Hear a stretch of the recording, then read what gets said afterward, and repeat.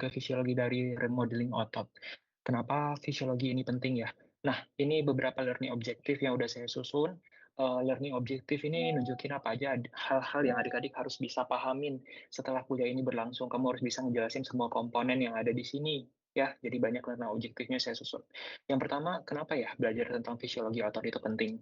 Apa sih fungsi dari otot? Kebanyakan dari kita, kalau kita belajar tentang otot, ataupun kita bahas tentang fungsi dari otot, fisiologi dari otot, kebanyakan dari kita cuma bakal berpikir bahwa otot itu berguna untuk movement, karena otot itu adalah bagian dari sistem pergerakan aktif ya. Kalau tulang kita sebut dengan nama sistem pergerakan pasif. Nah, kebanyakan kita cuma mikir bahwa otot gunanya untuk bergerak. Padahal sebenarnya itu ada 6 komponen fungsi dari otot. Yang pertama memang fungsinya untuk fungsi pergerakan, di mana kamu bisa bergerak, menulis, mencatat, dan segala hal itu ya duduk, berlari, ataupun olahraga dan lain-lain semuanya karena ada otot. Terus yang kedua sebenarnya ada fungsi yang kita sebut dengan nama fungsi untuk menjaga postural. Fungsi untuk menjaga postural itu maksudnya apa ya dok ya? Fungsi menjaga postural itu maknanya adalah kemampuan tubuh kita untuk bisa tetap tegap, berdiri, lurus, melawan gravitasi tanpa tumbang. Jadi kalau adik-adik berjalan itu nggak jatuh. Kalau kita lagi duduk itu nggak jatuh. Terus kita nggak butuh rebahan, kita bisa mempertahankan postur kita untuk bisa duduk dengan nyaman. Seperti itu kita sebut dengan nama postur. Gitu ya, postur itu mempertahankan posisi dalam kondisi yang stabil meskipun lingkungan cukup dinamis. Misalkan adik-adik lagi duduk di suatu kursi di dalam suatu mobil, adik-adik kan mobilnya bergerak tuh, tapi nanti kitanya tetap bisa mempertahankan postur kita tetap duduk kan ya. Walaupun mungkin agak mundur sedikit ke belakang kalau dia lagi ngegas atau agak maju sedikit ke depan kalau dia ternyata ngerem, tapi kita tetap mempertahankan posisi kita duduk. Itu yang kita sebut dengan nama menjaga postural. Itu juga dipertahankan oleh adanya otot gitu ya. Yang kedua, jelas fungsi respirasi bergantung sekali dengan otot. Adik-adik semua udah belajar tentang respirasi belum ya? Hmm? Udah lewatin blok respirasi belum ini? Ini blok berapa sih? Ini blok 12. Blok 12 berarti harusnya udah belajar sistem respirasi kan ya? Kalau udah belajar sistem respirasi, paham dong, berarti kemampuan kita dalam melakukan inspirasi dan ekspirasi itu sangat bergantung kepada dua otot utama, yaitu diafragma dan otot interkostalis eksternal ataupun internal kan ya. Otot interkostalis eksternal untuk ekspirasi, otot interkostalis internal untuk inspirasi, masih ingat itu?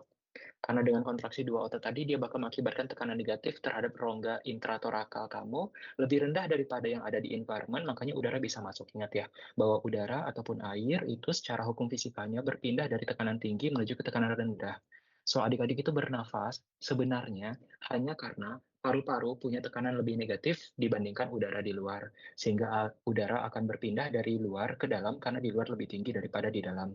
Sedangkan ekspirasi itu hanyalah memindahkan udara gara-gara di dalam udaranya tekanannya lebih positif daripada yang ada di environmental, maka udara jadinya pindah keluar. Bisa dipahamin? So, bernafas pada dasarnya cuma sekedar mengembang-kempiskan paru. Oh, berarti bernafas itu mengembang-kempiskan paru, dok. Betul, mengembang-kempiskan paru. Tapi sebenarnya bukan masalah kembang-kempisnya yang jadi masalah kalau kita mau bernafas. Kalau kita mau bernafas itu bukan masalah kembang-kempisnya, dek. Tapi lebih masalah ke seberapa mampu adik-adik membuat rongga toraks ini lebih negatif daripada yang di luar.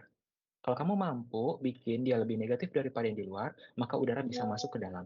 Kalau kamu bisa bikin ini lebih positif daripada yang di luar, misalnya di luar itu nilainya 2, terus kamu bisa bikin tekanan udara dalam rongga toraks kamu itu nilainya 3, lebih 1 poin daripada yang di 2, itu bakal bikin udara ngalir keluar. Air dan udara cuma bergerak sesuai dengan hukum fisika, di mana mereka bakal berpindah dari tekanan positif atau tekanan tinggi menuju ke tekanan negatif. Itu semua terjadi juga gara-gara otot. Bisa dipahami? Itu semua terjadi juga gara-gara otot. Ada yang tahu nggak sih gimana caranya biar saya bisa tampilin slide saya sambil saya juga bisa ngeliat muka kamu? Karena saya mono banget pas saya ngajar tadi lihat PPT doang tanpa lihat muka peserta. Ada yang tahu nggak gimana cara merubah ini semua? Nggak ada ya? Apa sih yang harus lakukan ini? Ini kalau stop sharing, saya balik lagi ke sini. Nggak ada ya? Speaker. Nggak juga. Malesin banget ngajar kayak gini deh. View, gallery, full screen. Baiklah, dengerin saya kalau gitu ya. Sekarang kamu lagi lihat apa nih? Kamu sekarang lagi ngelihat layar laptop saya atau kamu lagi ngelihat PPT? Di sini tuh punya laptop, Bos. Oke, oh berarti kamu ngikutin ininya saya. Oke. Nah, sekarang saya balik lagi ke PPT nih ya. Harusnya sekarang lagi di PPT ya. Kalau ini bukan PPT, tolong kasih tahu, oke? Saya nggak lihat kalian soalnya. Terus yang keempat itu adalah fungsi sirkulasi, yang kelima ada fungsi termogenetik, kemudian ada fungsi metabolisme juga. Sirkulasi, termogenetik, sama metabolisme. Di mana tuh letak fungsinya tuh? Di mana letak mereka bisa bekerja untuk sirkulasi? Ada yang tahu nggak?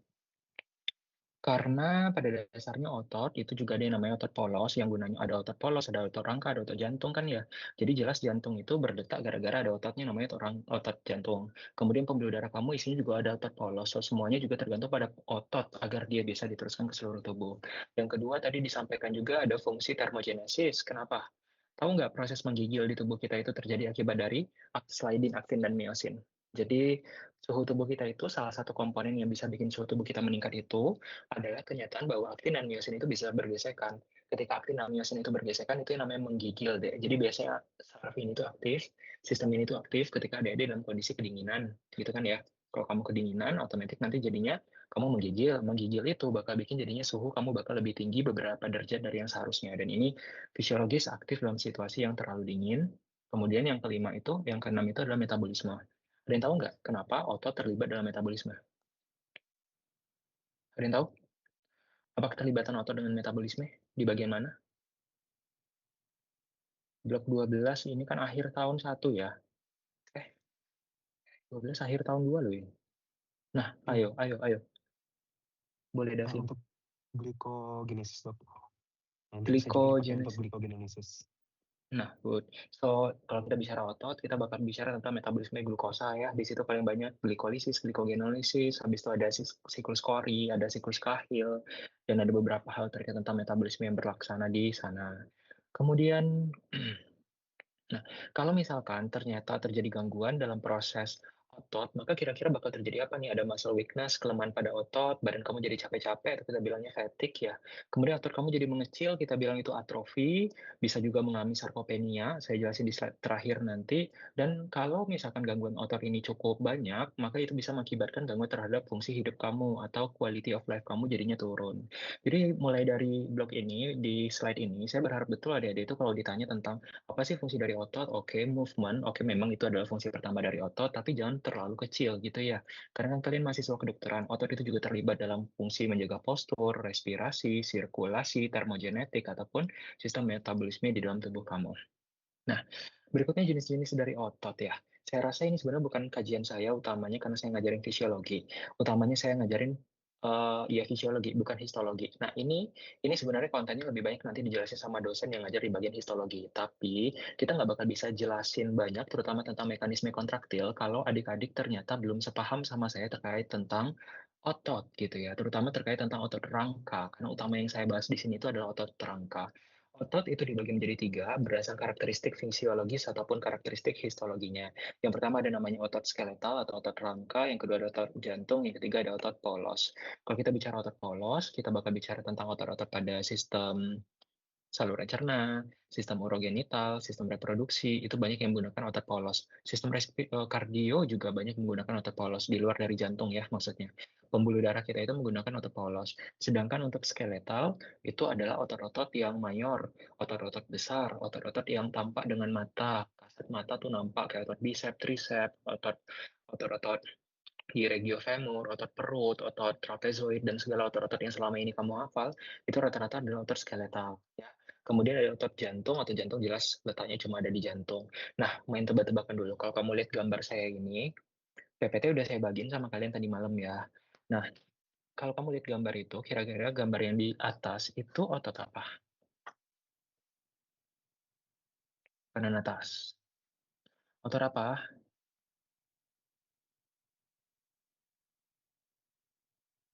Ini saya harus kayak gini ya. Jantung, Dok. Kanan atas ini otot jantung ya. Ini kalau saya kayak gini, kamu kelihatan nih. Sekarang saya lagi di PPT. Kelihatan? Enggak. Kelihatan, Dok. Kelihatan, oke.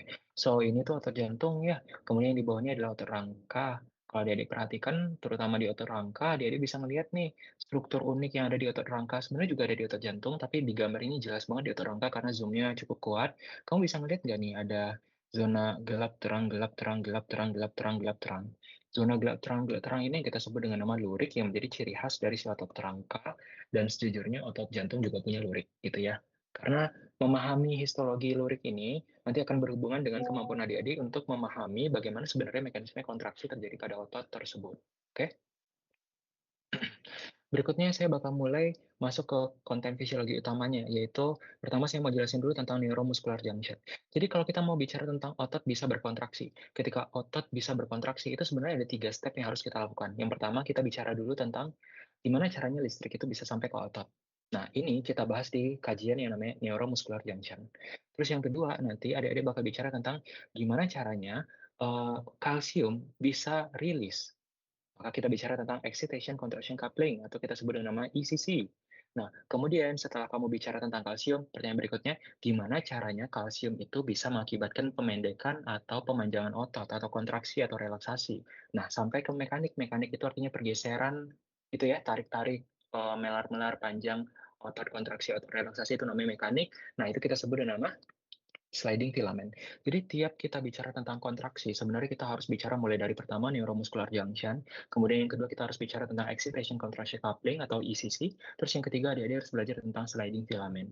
Di dalam sliding filament itu ada 4 step pula nanti, ada yang namanya active site exposure, ada cross bridge, ada power stroke, sama ada yang terakhir adalah contraction cycle. Kalau saya ngomongnya agak kecepatan, kamu butuh diulang, it's okay. Nyalain mikrofonmu, bilang, "Dok, saya nggak ngerti terkait hal ini, boleh dijelasin ulang?" Saya bakal dengan senang hati untuk jelasin ulang. Nggak ada pertanyaan bodoh ya, nggak ada sedikitpun pertanyaan bodoh, apapun pertanyaannya yang mau ditanya, tanya. Oke? Nah, kalau nanti di habis, di ujung dari kuliah ini kan saya sengaja ya, saya taruhnya kuliah di akhir kan, nggak ada kuliah lagi kan habis ini. Saya request sama Kak Prodi, kalau saya ngajar, apalagi pakai Zoom ataupun pakai yang beginian, saya pengennya mahasiswa saya ngerti. Jadi kita bisa belajar sampai 2 jam, 3 jam sepuasnya, kata Kak Prodi. Jadi setelah saya ngajar, nggak ada yang nanya, saya yang nanya kamu. Habis itu. Bisa dipahamin? Oke, jadi kalau misalnya kamu nggak ngerti, tanya sekarang. Daripada nanti pas saya tanya, kamu nggak bisa jawab, menderita kamu nanti jadinya sama saya ya. Di kelas saya wajib bawa pulang ilmu ya. Jangan cuma sekedar huhaha kalian ya, harus ngerti. Oke, saya mulai dari yang pertama nih. Saya ngomongnya agak cepat, jadi kalau misalnya nggak ngerti minta diulang, sampaikan ya. Neuromuscular junction. Apa itu neuromuscular junction? Namanya juga neuromuscular junction. So, dia adalah penghubung antara neuro, saraf kamu, dengan muskular. Ini muskular ceritanya, di bawah ini muskular. So, ada suatu junction di antara sistem saraf menuju ke sistem muskular, maka disebut dengan nama NMJ atau neuromuscular junction. So, neuromuscular junction itu bisa dibilang kayak sinaps sebenarnya deh. Kebayang nggak sinaps? Ada yang tahu apa itu sinaps? Ada yang tahu apa itu sinaps? Ujung dari neuron, Dok. Ujung dari neuron menuju ke neuron berikutnya kita sebut dengan nama sinaps. Oh, oke, good. Nah, sinaps adalah koneksi antara satu sel saraf menuju ke sel saraf yang lain ya. So, kalau misalnya ternyata ada suatu potensial aksi yang datang dari kepala kamu, mau pergi ke ujung jari ini, maka dari saraf kepala sampai ke ujung jari ini mungkin melibatkan 2, 3, atau 4 saraf, maka dari saraf pertama menuju ke saraf kedua, dia bakal punya koneksi namanya sinaps. Oke, dari saraf kedua menuju ke saraf ketiga bakal ada lagi namanya sinaps. Tiga ke empat ada lagi sinaps. Nah, ujungnya apa? Ujungnya otot dok yang ada di sini. Kalau ujungnya otot, maka komunikasi terakhir adalah dari saraf keempat atau saraf terakhir itu menuju ke otot. Itu yang kita sebut dengan nama neuromuscular junction. So, sebenarnya NMJ itu sama persis dengan sinaps, tapi sinaps versi bukan dari saraf ke saraf, melainkan sinaps versi dari saraf menuju ke otot. Bisa dipahami? So, konteks utama NMJ itu saya bikin di situ adalah up to muscles. Artinya apa? Karena kalau kita mau bicara kontraksi, adik udah lewatin blok saraf kan ya? Udah belajar saraf kan? Oh, belum. Oh, oke, baiklah. Jadi kalau kita bicara tentang kontraksi, itu sebenarnya order itu datang dari kepala. Makanya kepala ini penting. Ada yang tahu kasus stroke nggak? Pasien stroke, tangannya nggak bisa diangkat dok, kakinya nggak bisa diangkat dok, sebelah kanan lumpuh, sebelah atau sebelah kiri lumpuh. So, pusat dari kendali otot kita itu letaknya di kepala. Saya rasa itu mudah dipahamin ya. Jadi kalau misalnya ada orang kena stroke, perdarahan di kepalanya atau ada sumbatan di kepalanya, dia tiba-tiba nggak bisa gerak. Atau ada pasien kena batu, kena lempar, jatuh, kejedot, habis itu nggak sadarkan diri, dia nggak bisa gerakin tubuhnya.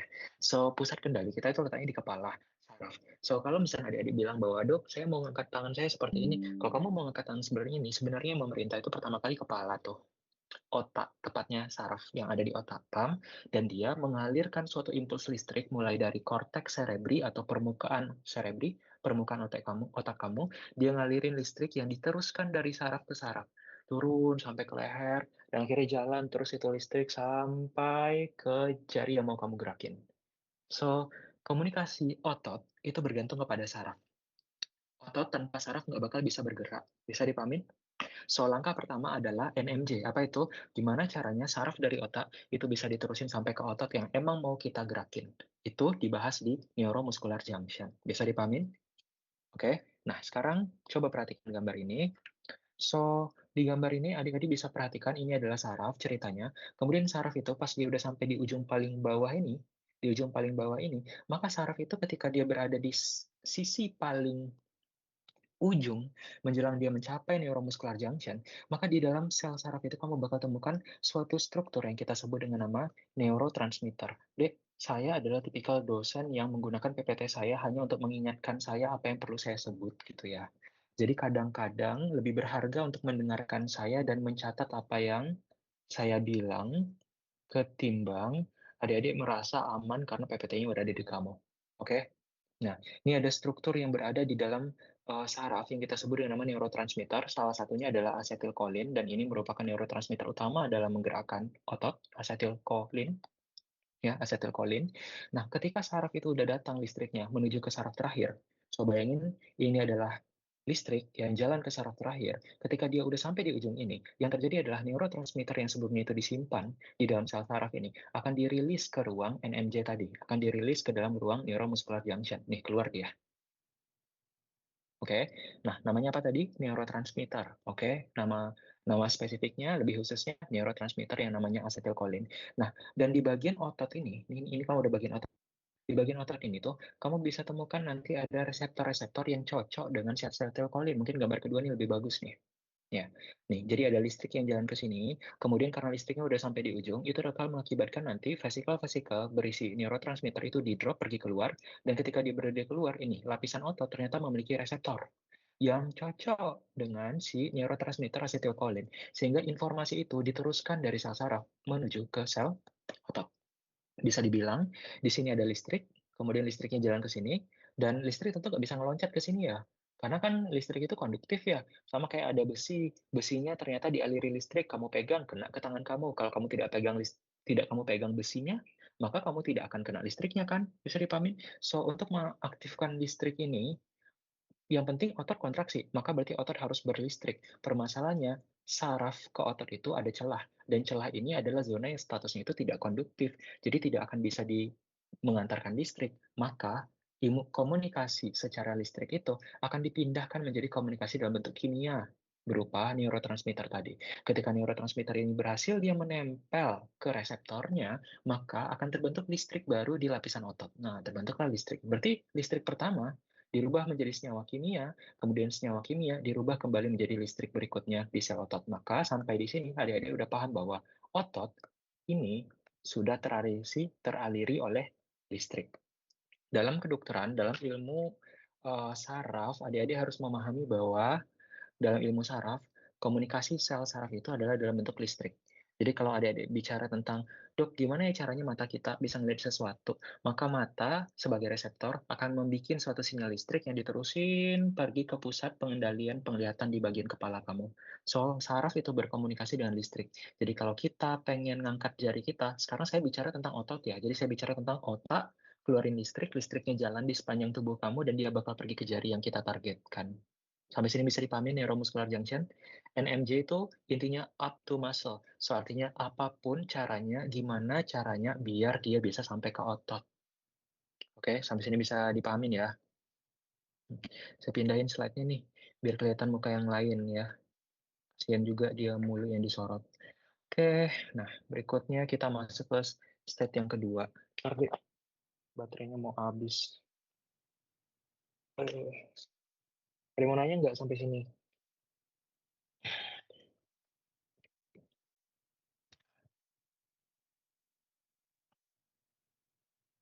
Nah, sekarang materi yang kedua. Untuk yang kedua, kita bakal masuk step. Jadi step pertama udah di NMJ, step kedua adalah excitation contraction coupling. Ini sampai gimana caranya dia bisa mengeluarkan kalsium. Oke. So, apa yang terjadi di sini, kita sambung cerita yang tadi, ada listrik datang pada sel saraf yang terakhir, kemudian sampai dia di neuromuscular junction, listrik di belakang ini akan mengakibatkan vesikel berisi neurotransmitter atau asetilkolin itu keluar ke ruang kosong ini. Dari ruang kosong ini, asetilkolin itu nanti bakal nempel ke reseptor asetilkolin yang berada pada membran otot, kemudian menempelnya mereka bakal mengakibatkan terbentuknya listrik yang baru. Itu batasan NMJ. Nah, berikutnya, kalau kita bicara excitation contraction coupling, yang terjadi itu adalah listrik akan mengalir di sepanjang permukaan dari sel otot dan dia masuk ke dalam suatu pori. Nih, masuk dia agak ke dalam. Jadi permukaan membran sel otot itu, kalau adik-adik belajar tentang sel, kan suka dibikin sel tuh kayak petak gitu ya. Ini kan ya. Tapi sebenarnya kalau kita bicara tentang sel otot, itu dia punya kayak pori gitu masuk ke dalam. Jadi nyatanya dibentukannya seperti inilah. Gitu. Jadi dia nggak sesmooth yang kita pikirin. Gitu ya. Jadi terbentuklah listrik di sini, maka listrik itu dia bakal mengalir di sepanjang permukaan membran, karena kan listrik itu mengalir, menyebar gitu ya. Nah, salah satunya dia bakal masuk ke suatu celah dalam ini yang kita sebut dengan nama tubulus T. Dalam bahasa Inggris kita bilangnya titubulus, tubulus T. Oke, masuk dia ke dalam tubulus T. Kenapa listrik ini harus masuk ke dalam tubulus T ya, Bang? Karena sebenarnya listrik itu tidak berguna dia kalau letaknya cuma di membran. Yang berguna itu, kalau kita mau kontraksi adalah listrik ini harus masuk ke dalam tubulus T, dan notabene tubulus T itu dekat sekali dengan suatu organel yang kita sebut dengan nama retikulum sarkoplasma. Sarkoplasma. Catat ya. Catat, pahamin, nanti saya tanya. Ya. Belajar, kalau nggak nyatet, nggak bakal masuk. Kecuali kalau kamu Albert Einstein. Kalau kamu Albert Einstein and the gang, saya mah percaya ya. Tapi kalau misalkan kamu masih sama aja sama kayak saya, maka kita harus nyatet tanda kita mengerti. Nah, sekarang dengerin saya. Ada apa dengan tubulus T? Nah, tubulus T itu, kalau dia ternyata mendapatkan listrik, dia bisa menggetarkan dan meneruskan listriknya itu ke struktur organel yang tepatnya letak di bawah, namanya adalah retikulum sarkoplasmik. Adik-adik udah belajar tentang sel-sel organel kan ya? Pernah dengar retikulum endoplasma kan? Kalau kita belajar sel yang normal, ada retikulum endoplasma, tapi kita lagi bicara jantung, deh. Kalau kita bicara jantung, retikulum endoplasma itu kita sebut dengan nama retikulum sarkoplasma. Bang, kamu panggil saya apa nih, Dok ya? Dok, kenapa kenapa beda ya namanya jadi retikulum sarkoplasma? Karena kalau adik-adik bicara retikulum endoplasma, kamu cuma bicara bahwa ada sel yang melakukan apa tuh namanya, sintesis protein. RE kan tempat sintesis protein ya, karena dari ribosom kan, retikulum endoplasma kasar, retikulum endoplasma halus. So, itu kalau kamu cuma bicara RE. Masalahnya kalau kita bicara di jantung, retikulum endoplasmanya bukan cuma untuk sintesis protein, deh, tapi juga sebagai tempat penyimpanan kalsium. Maka dia punya nama khusus yang kita sebut dengan nama retikulum sarkoplasma. Jadi bukan cuma tempat sintesis protein, tapi juga tempat untuk nge-storage kalsium. Nah, di sini nih, kata pentingnya. Bang, berarti kalau listriknya itu jalan di permukaan dari membran sel otot, dia bakal masuk ke dalam tubulus T karena bentuknya kayak pori-pori. Kalau dia masuk ke dalam tubulus T, dia bakal menggetarkan retikulum sarkoplasma. So, apa yang keluar? Bayangin kalau kamu adalah suatu kantong yang punya banyak kelereng. Kemudian kelerengnya itu udah padat banget di dalam kantong. Tiba-tiba kantongnya saya geterin. Apa yang keluar dari kantongnya? Pasti kelerengnya keluar kan? Retikulum sarkoplasma tadi tempat apa? Kalsium. So, ini adalah mekanisme untuk menggetarkan retikulum sarkoplasma agar retikulum sarkoplasma ngeluarin kalsium. Oke, step kedua adalah up to kalsium. So, step kedua ini bicara tentang gimana caranya listrik yang tadi udah terjadi permukaan membran sel itu mampu mengakibatkan retikulum sarkoplasma mengeluarkan kalsiumnya. Bisa dipahamin? Sampai di sini adik-adik udah ngerti 70% gimana caranya otot kita bisa berkontraksi. Paham? Yang kameranya mati ini nih, siap kamu ya, saya tanya. Oke, sampai sini bisa dipahamin? Sekarang kita masuk ke step ketiga. Di step ketiga yang bakal kita bahas adalah nih, tentang apa sih peran dari kalsium, ngapain kalsium itu. So, di sel otot, adik-adik pertama harus tahu dulu bahwa di sel otot itu ada suatu serabut yang kita sebut dengan nama aktin dan juga miosin. Itu tahu nggak tuh? Aktin dan miosin, tahu? Pernah dengar ya, at least pernah dengar ya, aktin dan miosin. So, ada serabut yang namanya aktin dan miosin. Sebenarnya, dengerin saya deh biar lebih mudah lihat muka saya ya. Sebenarnya aktin sama miosin tuh kayak udah apa ya, berjodoh gitu. Maksudnya berjodoh tuh gimana, Dok? Jadi aktin sama miosin itu sebenarnya kalau ada aktin, ada miosin, itu mereka udah bakal otomatis kayak langsung connect gitu loh. Bisa dipahamin? Itu udah hukum alamiah mereka. Udah sifat dari fisikokimianya aktin dan miosin itu mereka memang langsung berjodoh. Kalau nggak diapa-apain mereka bakal berjodoh. Tapi sekarang permasalahannya itu adalah di antara aktin dengan miosin, itu ada struktur yang mengganggu mereka sehingga mereka nggak bisa berjodoh. Ada garis batas di antara mereka. Bisa dipahamin? So, ingat konsep pertama penting di sini adalah sebenarnya aktin dan miosin itu kalau dikasih ruang bebas untuk ketemu, mereka bakal langsung berikatan. Bisa dipahamin? Tapi yang terjadi sekarang, kalau otot kamu sedang tidak berkontraksi adalah ada pengganggu di antara interaksi aktin dengan miosin. Nah, mari kita perhatikan gambar ini. Siapa nama pengganggu tersebut? Nama pengganggu tersebut kita sebut dengan nama tropomiosin. Tropomiosin. Oke, tropomiosin. Tropomiosin ini adalah struktur yang akan menghambat ikatan antara aktin dengan miosin. So, kita kalau mau bikin otot kita bisa berkontraksi, maka ini dia. Apa sih dok peran dari kalsium yang tadi lepas? Tadi kan retikulum sarkoplasma itu kalau dia aktif, dia bakal ngeluarin kalsium. Kalsium bakal nempel ke troponin, dan ketika kalsium nempel ke troponin, kamu bisa ngelihat struktur benang tropomiosin itu tergeser ke arah bawah. Coba diperhatiin gambar ini baik-baik. Ini penting nih. Nih, awalnya struktur hitam ini yang merupakan titik salaman antara aktin sama miosin itu di blocking sama tropomiosin gitu. Titik hitamnya semuanya ketutup kan. Tapi kalau kalsium nempel pada troponin mengakibatkan si garis tropomiosin ini drop turun ke bawah sehingga jadinya titik hitam ini tuh terbuka. Ini kita sebut dengan nama active site exposure. Sampai sini bisa dipahamin? Itu dia. Si tropomyosin itu adalah molekul pengganggu antara hubungan aktin sama myosin tadi. Nah, kalau ternyata si molekul pengganggu ini udah kita copotkan karena kita punya kalsium, impact-nya apa? Maka aktin itu jadinya terekspos, itu yang kita sebut nama exposure, terbuka dia. Nah, sekarang logikanya nih, saya udah bilang sama kamu tadi, bahwa aktin sama myosin itu udah berjodoh. Dari dulu ada yang ganggu sekarang, tiba-tiba pengganggunya hilang. Apa yang terjadi? Ya ketemulah mereka kan ya, salaman. Bisa dipahamin nggak?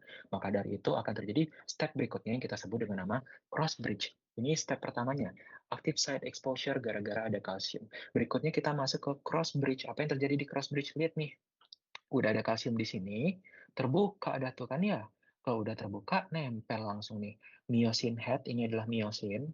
Nah, cincunnya itu namanya myosin head. Tahu nggak myosin head? Kepalanya myosin. Sedangkan yang di atas ini kita sebutnya aktin. Oke, so akhirnya myosin secara aktif nempel ke aktin. Ini kita sebut dengan nama cross bridge karena mereka bikin koneksi, mereka bikin jembatan. Sebelumnya benda ini terpisah deh. Sebelumnya ini satu, terpisah nggak ada aktivitas. Tapi karena mereka udah bersatu, udah kehilangan pengganggu mereka, otomatis mereka udah bisa nempel. Nah, sekarang ini namanya cross bridge. Oke, setelah terbentuk cross bridge, berikutnya adalah power stroke. Apa itu power stroke? Lihat nih. Miosin, lihat bentuk kepala miosinnya, lihat baik-baik ya bentuk kepala miosinnya. Pas mereka baru kali nempel, pertama kali nempel, kepalanya cuma kayak ini nih, kemiringannya. Oke, kemudian ketika dia ternyata sudah kuat, kokoh, nempel, kepalanya jadi bengkok kayak ini, ke bawah. Nah, itu ngerti nggak tuh? Bayangin ini aktin. Mana? Ini aktin, oke. Ini aktin. Kemudian bayangin yang di bawah ini miosin. Awalnya mereka nggak bisa ketemu karena ada tropomyosin. Tapi sekarang tropomyosinnya udah hilang gara-gara kita punya kalsium, oke? So, saya bikin apa? Saya genggam langsung aktin yang di atas nih. Ini jari yang di bawah saya ini miosin yang saya genggam nih. Udah saya genggam nih, ngapain namanya nih? Cross bridge. Bisa dipahamin? Terus udah di cross bridge, apa yang dikerjain coba? Power stroke. Ditarik. Power stroke itu narik. So, ngerti nggak kontraksi itu kenapa ototnya jadi pendek? Ada kontraksi, otot itu bakal jadi lebih pendek. Kenapa? Karena aktinnya ditarik. Bisa dipahamin? Karena ada power stroke yang narik aktin. Sehingga jadinya panjang otot yang awalnya segini, karena ditarik, seret. Jadi pendek dong. Kalau kamu kontraksi otot kamu kan jadinya lebih pendek ya. Oke? Ngerti? Dek, kok nggak ngerti tanya. Ya, belum kamu nanti ditanya. Oke, lanjut. Nah, power stroke udah terjadi, habis itu siklus ini tuh berulang terus-menerus ya. Lihat. Jadi, oh, power stroke. Habis itu lepaskan. Nah, ini juga penting nih. Ini satu lagi. Ah, jawab saya dulu deh, biar nanti kepatri di kepalanya. Karena saya tanya deh sama adik-adik semua nih.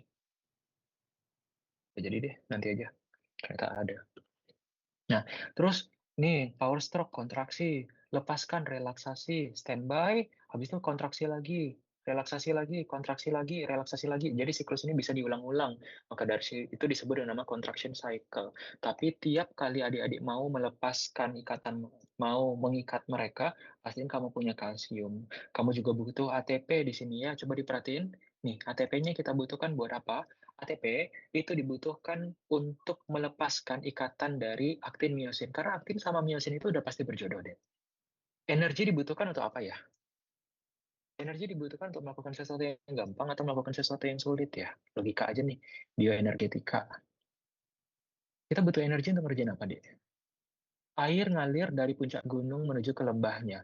Butuh energi kita untuk mindahin air? Enggak kan? Itu udah terjadi secara alamiah. Bisa dipamin? Energi dibutuhkan untuk mindahin air dari lembah naik ke puncak gunung. Bisa dipamin nggak? So, sekarang saya tanya, ingat tadi konsep dasarnya. Aktin sama miosin itu udah dari dulu berjodoh. So, mereka kalau nggak diganggu, mereka bakal langsung berjodoh. So, sebenarnya ATP itu dipakai buat apa ya? Untuk berkontraksi atau untuk berelaksasi ya? Nah, ini salah satu konsep paling fundamental, tapi mahasiswa kedokteran tuh suka salah. Mahasiswa kedokteran tuh sebelum berpikiran, oh saya butuh banyak ATP dok, kenapa saya mau lari? Lah kalau mau lari berarti buat kontraksi ya dek ya? Iya dok, buat kontraksi kan kita butuh ATP. Sejak kapan kamu butuh ATP buat kontraksi? ATP itu butuhnya untuk relaksasi bahkan. Kenapa? Karena yang membutuhkan energi itu adalah melepaskan perjodohan antara aktin sama miosin, karena mereka tuh secara alamiah memang udah berjodoh. Bisa dipamin nggak? Jadi sebenarnya kita butuh ATP untuk relaksasi, Dek, bukan untuk kontraksi. Banyak tuh mahasiswa FK mikir, oh saya butuh ATP buat kontraksi. Salah. Untuk kontraksi bukan butuh ATP. Untuk kontraksi butuhnya kalsium. Ya sekarang dicoba deh dibawa mikir. Logis nggak ya kalau misalnya pasien atau keluarga kamu lansia umurnya udah di atas 70 tahun. Terus makan juga udah males, habis itu nggak ada minum susu tinggi kalsium. Terus tulangnya jadi rapuh. Ada yang tahu nggak kenapa tulang lansia rapuh? Ada yang tahu nggak kenapa? Coba dibawa mikir deh, kenapa tulang-tulang. Kenapa kalau kita umurnya udah di atas 60, kita risiko jadi osteoporosis ya? Baik laki-laki ataupun perempuan, kenapa? Ya, kamu masih hidup kan? Selagi kamu hidup, kamu berjalan kan? Oh, enggak. Oh, kakek saya itu udah stroke, dok. Iya, kalaupun dia stroke, jantung kamu berdetak kan? Bisa dipamin nggak? So, kebutuhan kita terhadap kalsium itu sepanjang hayat. Bisa dipamin nggak? Sedangkan kalau kamu udah menua dan kamu nggak pula mengkonsumsi susu cukup kalsium, itu kalsiumnya mau diambil dari mana? Kalau bukan tulangmu yang mau kita gerus. Karena otot tetap aja dipakai. Kalau nggak mau dipakai ototnya, ya berarti mati dong. Paham? Ngerti ya? Oke, so jelas dong kenapa ya lansia kenapa jadi osteoporosis? Sudah pasti lah dia bakal osteoporosis karena highly dependent on calcium karena aktivitas kita terhadap kontraksi semuanya membutuhkan kalsium. Nah, sekarang balik lagi ke sini untuk semakin kuat memahami tentang kontraksi dan kenapa dia pendek. Coba diperhatiin, ini adalah yang warna biru itu adalah miosin, sedangkan yang warnanya merah itu adalah aktin. Warnanya biru adalah miosin, warnanya merah adalah aktin. Masih ingat nggak tadi? Miosin warna biru, aktin warnanya merah. Kalau ternyata nanti terjadi kontraksi, ini kelihatan kan kayak ada, wah, si miosin tuh ada gini-gininya ke atas. Apaan tuh?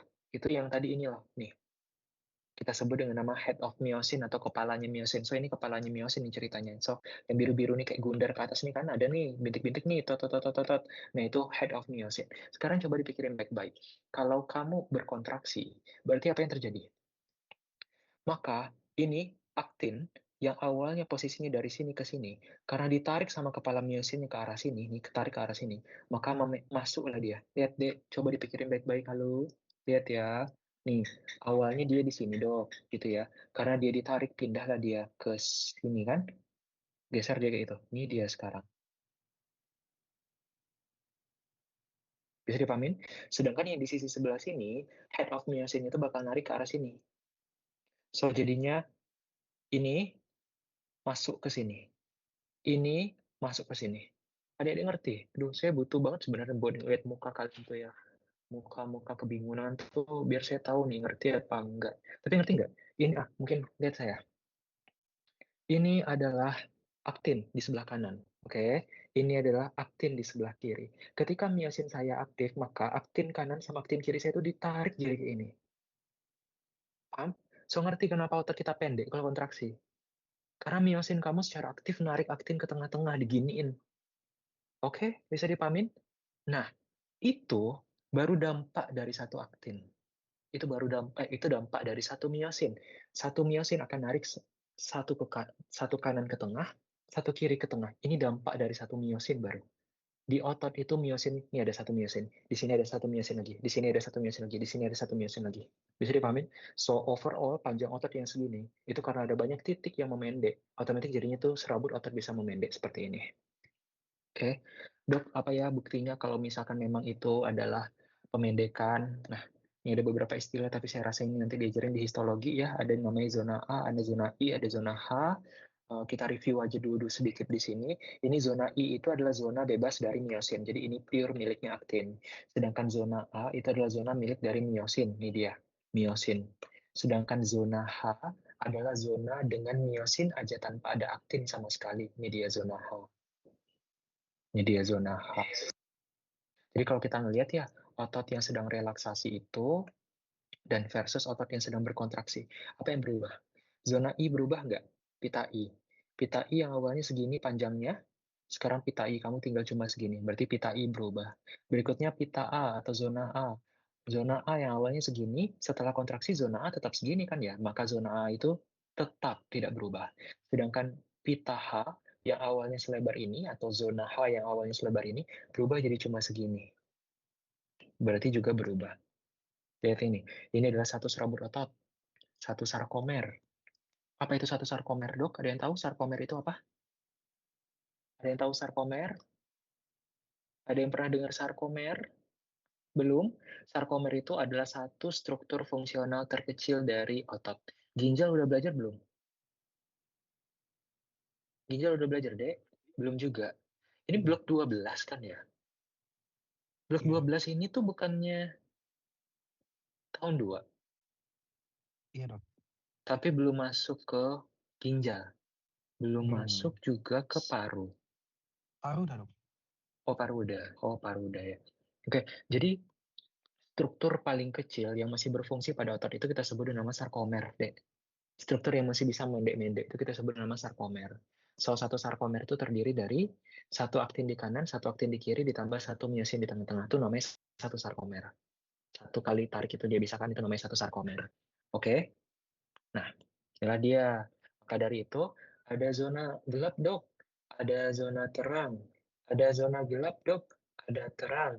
Nih, terang, gelap, terang, gelap, terang, gelap, terang, gelap.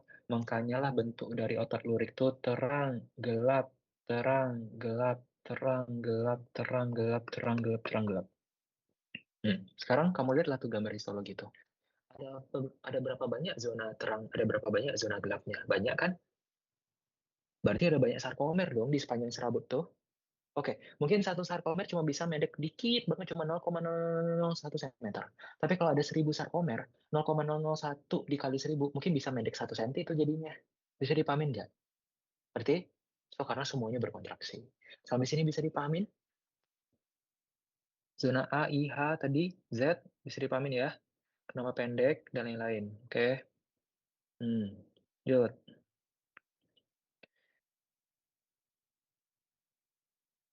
Nah, nih saya mau diskusi. Kamu kan punya gambar ini tuh. Eh, saya matiin aja ininya, lihat saya. Jadi saya mau diskusi. Kamu lihat gambarnya itu kan ada di PPT yang udah sama kamu di handphone atau di laptop atau di iPad atau dimanapun. Kamu lihat gambarnya itu. Kamu lihat nggak tuh gambar di sebelah kanan itu apa? Gambar di sebelah kanan tuh ada orang yang jidatnya itu nggak ada kerutan, yang di bawah gambarnya jidatnya ada kerutan. Saya rasa yang cewek-cewek pasti suka nih dengerin ini nih. Ya, apa coba? Botox. Pernah dengar Botox? Untuk ngilangin kerutan dok pakai botox gitu ya. Nah, apaan sih botox? Ngapain itu botox bisa ngilangin kerutan? Nah, jadi sebenarnya ada yang tahu? Open discussion. Ada yang punya ide nggak? Berdasarkan apa yang udah kita pelajarin sejauh ini, ada yang punya ide nggak kenapa botox bisa bikin orang nggak punya kerutan?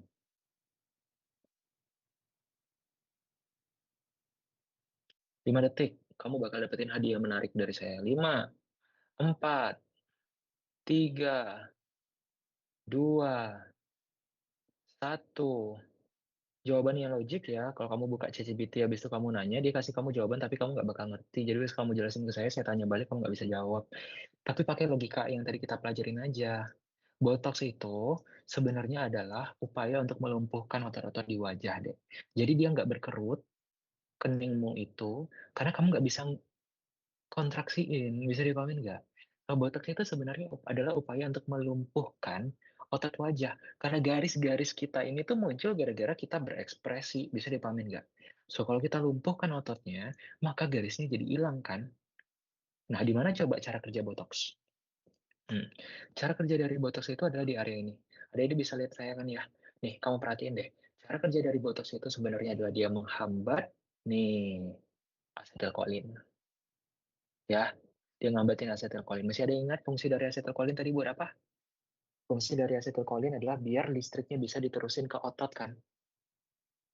So, kalau nggak ada listrik di otot, bisa nggak tuh kontraksi? Mana bisa kontraksi? Bisa dipahamin? So, ini yang kita pakai. Ada suatu senyawa namanya botulinum toxin, atau disingkat botox. Kita suntikin sengaja ke otot pasien, agar ototnya itu tidak bisa terpengaruh oleh sel sarafnya. Bisa dipahamin? Maka hilanglah kerutan wajahnya itu. Tapi itu cuma sementara ya. Oke, nice. Berikutnya, nih saya mau yang ini lagi.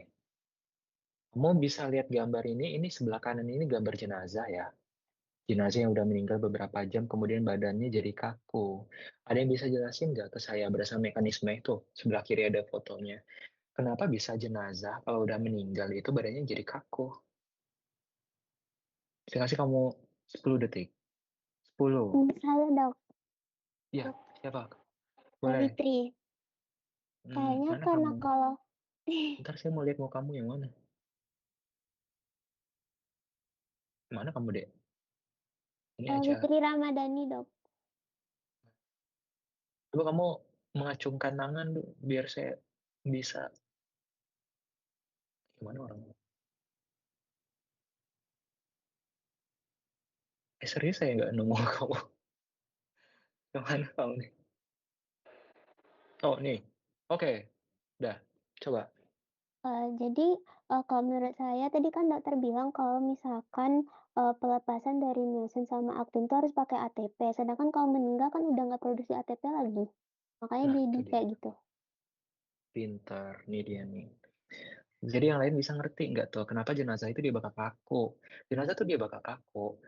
Itu gimana ya tadi caranya? Kamu raise hand ya? Jadi fokus dia ke kamu gitu. Kayaknya dok. Hmm, iya. Jadi itu dia ya jawabannya. Jadi kenapa pada jenazah itu badannya jadi kaku?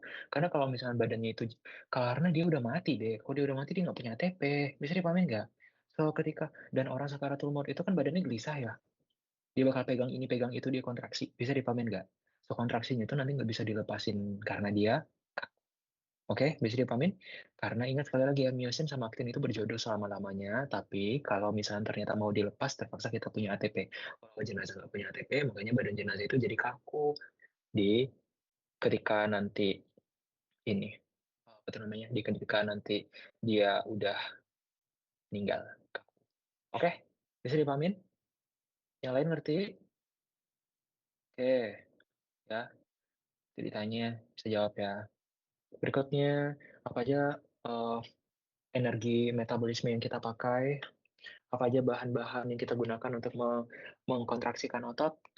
Kalau kamu mau mengkontraksikan otot itu ada 4 bahan sumber energi. Yang pertama adalah ATP backup, ATP yang memang ada di sitoplasma. Jadi tubuh kita itu di dalam sel, di dalam sitoplasma itu udah otomatis punya ATP, tapi biasanya itu cuma sedikit banget, jadi cuma bakal bisa mempertahankan kontraksi selama 1-2 detik aja. Jadi ini kayak ATP yang udah standby gitu di dalam sitoplasmanya si sel otot. Kemudian ada yang namanya sistem fosfokreatinin. Sistem fosfokreatinin ini adalah kreatinin fosfat. Jadi fosfat yang dibawa oleh kreatinin. Ada di sini ada yang mention nggak? Kalau ternyata beberapa suplemen olahraga itu ada yang namanya kreatinin monofosfat. Kalau kamu pernah mention itu, kenapa ya dijadiin suplemen buat olahraga? Kreatinin monofosfat itu sebenarnya adalah energi itu ATP dalam bentuk ATP. Ya, dalam bentuk fosfat, kreatin yang berfosfat. Makanya dijadiin suplemen biar kamu jadinya bisa olahraga jadi lebih power gitu, karena kamu punya energi lebih banyak sebenarnya. Itu juga ada di dalam tubuh kita, dan dia bisa mempertahankan kontraksi cuma sekitar 10 detik. Kemudian ada glikolisis anaerobik, kita juga punya glikolisis aerobik. Nah, coba diperhatiin. Ya, ATP aja cuma 1-2 detik. Kalau ternyata kreatinin fosfat bisa 10 detik. Kalau glikolisis anaerob itu cuma bisa sampai 2 menit. Kalau lebih dari 2 menit, pasti kamu udah pakai metabolisme aerobik. Belajar metabolisme udah?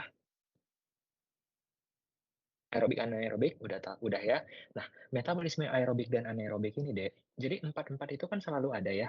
ATP itu selalu ada. Fosfoprotein ini juga bakal ada. Tapi kan dua ini tuh bisa dibilang kayak dua yang cuma dikit banget. Masa olahraga cuma 10 detik? Bisa dipamin nggak? So, dua ini tuh bisa dianggap sebagai dua yang pasti ada tapi jarang banget diperbincangkan. Kenapa? Karena durasi mereka pendek banget. So, kebanyakan dari kita tuh bakal bicara tentang olahraga membutuhkan sistem anaerobik, sistem ketiga, atau olahraga yang membutuhkan sistem aerobik, sistem yang keempat. Anaerobik, sistem ketiga, itu menghasilkan ATP dengan waktu yang cepat, tapi produknya cuma dua. Ya kan? Review metabolisme. Ya kan? Glikolisis anaerobik cuma punya 2 ATP. Tapi kalau adik-adik berhasil untuk melakukan glikolisis aerobik, adik-adik dapat berapa ATP? Di PPT saya ini berapa nih? Oh, nggak ditulis. Bagus. Nah, berapa ATP? Kalian tahu nggak aerobik bikin berapa ATP? Hmm? Hmm? Izin Mbak, Hmm. untuk aerobik itu 36 ATP Pak. 36, oke. Nah, 34, ada yang bilang 34 it's okay, ada yang bilang 36 it's okay, ada yang bilang 38 it's okay. Kalau ada yang belajar biokimia sebenarnya itu yang terbaru sekarang kayaknya bilangnya 34, 32, 34. Yang 36, 38 itu sebenarnya buku-buku yang udah agak lama ya. Jadi karena udah ada penyesuaian terbaru sekarang cara hitung ATP, 1,5 untuk NADH. Nah, terus jadi sekitar 32, 34, 36, 38. Is oke. Nah, jadi kamu dapat banyak nih. Sekarang kalau saya tanya, ada pasien dia lagi lari maraton. Kira-kira kamu bakal pakai yang mana sebagai ininya? Dia lari ultramaraton 16 jam. Udah jelas dong jawabannya aerobik, deh. Bisa dipamin nggak? Tapi kalau misalnya saya bilang nih, saya punya pasien, dia ternyata adalah atlet apa dok? Atlet olahraga lari sprint 100 meter. Lari sprint 100 meter tuh lari cepat. Jadi kamu perhatiin deh, kalau ini olahraga atau aktivitas exercise olahraga tubuh, statusnya itu ledakan yang tinggi tapi nggak tahan lama. Itu mereka lebih mendominan menggunakan metabolismenya yang anaerobik deh. Contohnya kayak kamu deadlift, angkat beban, atau kamu lari sprint, 100 meter selesai, bisa dipamin. Jadi statusnya itu outburst, tiba-tiba meledak, energinya besar, terus nggak dipertahankan lagi. Maka rata-rata itu kamu bakal pakai yang statusnya itu anaerobik. Oke? Tapi kalau adik-adik ngerjain olahraga yang statusnya itu butuh endurance. Endurance tahu daya tahan yang panjang. Lari maraton, triathlon, bersepeda, yang kayak gitu, treadmill, oke, lari gitu ya. Itu kan orang bisa lari 2 jam, 3 jam, 4 jam kan ya. Yang dibutuhkan tuh endurance. Kalau kita butuhnya endurance, pasti aktivitas metabolisme kamu statusnya aerobik. Paham sampai di sini? So, adik-adik sekarang statusnya di mana? Kamu mau ngapain gitu? Dalam rangka, dok saya pengen nge-gym. Kalau kamu statusnya pengen nge-gym, maka penggunaan energi yang statusnya cepat habis, cepat pakai, tapi energinya tuh cukup banyak, itu bisa kita pakai. Tapi kalau ada statusnya tuh pelari, dok saya pengen ikut maraton deh, sekarang kan lagi musim tuh lari ya, jogging dan lain-lain. Nah, maka kamu butuh kapasitas metabolisme aerobik yang lebih tinggi. Sampai sini bisa dipahamin? Jadi beda aktivitas bakal beda metabolisme, ya nggak sama. Next, berikutnya. Nih, udah belajar metabolisme harusnya udah tahu ini. Apa nama siklus ini, Dek? Sekarang gini deh. Oh, good. Siklus Cori. Ini namanya siklus Cori. Nah, kenapa saya bahas di sini siklus Cori? Ada yang bertanya nggak sih kayak semacam, dok, ada orang teman saya baru balik dari Sulawesi habis ultramaraton, lari 60 kilo, habisin waktu 16 jam. Itu kan di sepanjang lari kan nggak sambil makan kan ya, paling cuma minum. Nah pertanyaannya, dari tadi lari tapi nggak makan-makan, gimana cerita tuh? Oh, glikolisis aerobik pasti nih dok, ya glikolisis aerobik, tapi berapa banyak kamu punya glukosa? Terus berapa banyak kamu punya laktat sudah terbentuk karena sudah lari dari tadi kan? Nah, maka dari itu tubuh kita punya namanya siklus Cori, Dek. Siklus Cori itu apa? Siklus untuk menyelamatkan laktat. Karena di otot pasti tinggi laktat. di otot pasti tinggi laktat. Terus laktatnya bisa di-convert menjadi glukosa kembali melalui siklus Cori. Coba diperhatiin gambar itu, kamu lihat ada laktat yang tinggi di otot, itu bisa diserap masuk ke dalam hati, sampai di hati, laktat itu bisa di-convert menjadi glukosa, dan glukosa bisa dikirim kembali ke lapisan otot. Ini kayak upaya kita untuk menjaga biar otot itu bisa dipakai. Nah, pertanyaan saya, dok, tadi kan maraton statusnya glikolisisnya aerobik. Terus kenapa ada banyak laktat di dalam otot kalau dia maraton? Kalau maraton kan tadi katanya lebih banyak aerobik. Laktat itu kan anaerobik, ya enggak? Kenapa kita ngomongin laktat kalau kita bicara maraton? Nah, ini tuh salah satu hal penting yang juga mahasiswa sering salah. Di kedokteran itu, harus adik-adik pahami metabolisme kita tuh bukan kayak switch on, switch off. Maksudnya, kalau saya lagi pakai metabolisme anaerobik, maka saya nggak boleh pakai metabolisme aerobik sama sekali. Nggak kayak gitu cara kerjanya.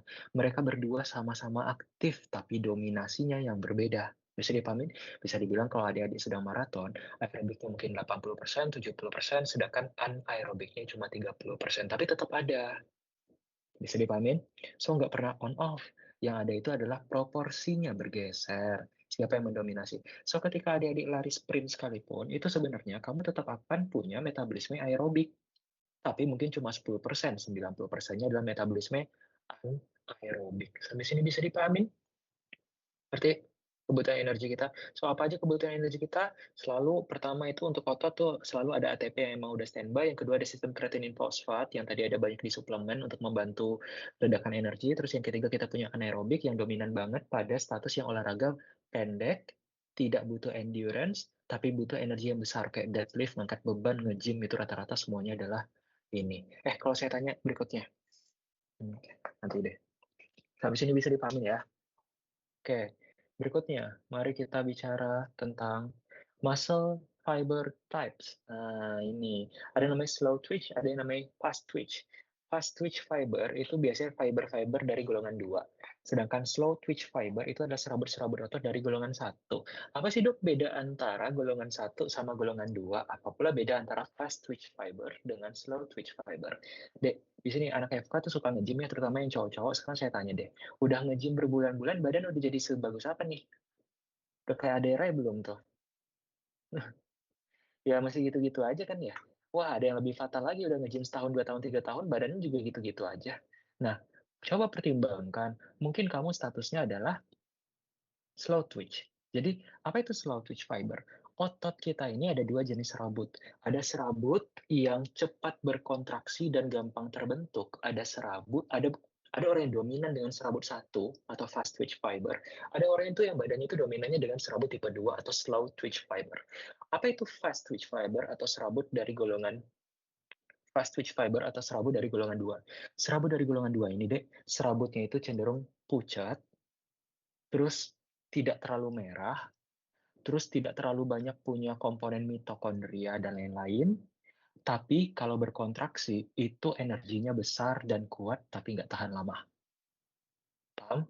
Sehingga ketika otot itu dipakai buat kontraksi, dia bisa menghasilkan energi yang besar, tapi kalau disuruh tahan, dia nggak bakal bisa tahan lama. So, golongan-golongan fast twitch fiber ini adalah manusia-manusia yang kalau dia berolahraga, itu pembentukan ototnya itu gampang terbentuk. Gampang banget terbentuk. Sedangkan dari golongan 2, ada yang namanya slow twitch fiber. Slow twitch fiber itu orang yang kontraksi ototnya itu cenderung pelan, tapi endurance-nya tinggi. Kenapa endurance-nya tinggi? Karena serabutnya lebih merah. Kenapa serabutnya lebih merah? Karena serabut merah itu kaya akan myoglobin. Myoglobin itu adalah protein pengangkut oksigen di dalam sel otot. So, orang-orang dengan slow twitch fiber itu punya kemampuan metabolisme aerobik yang bagus.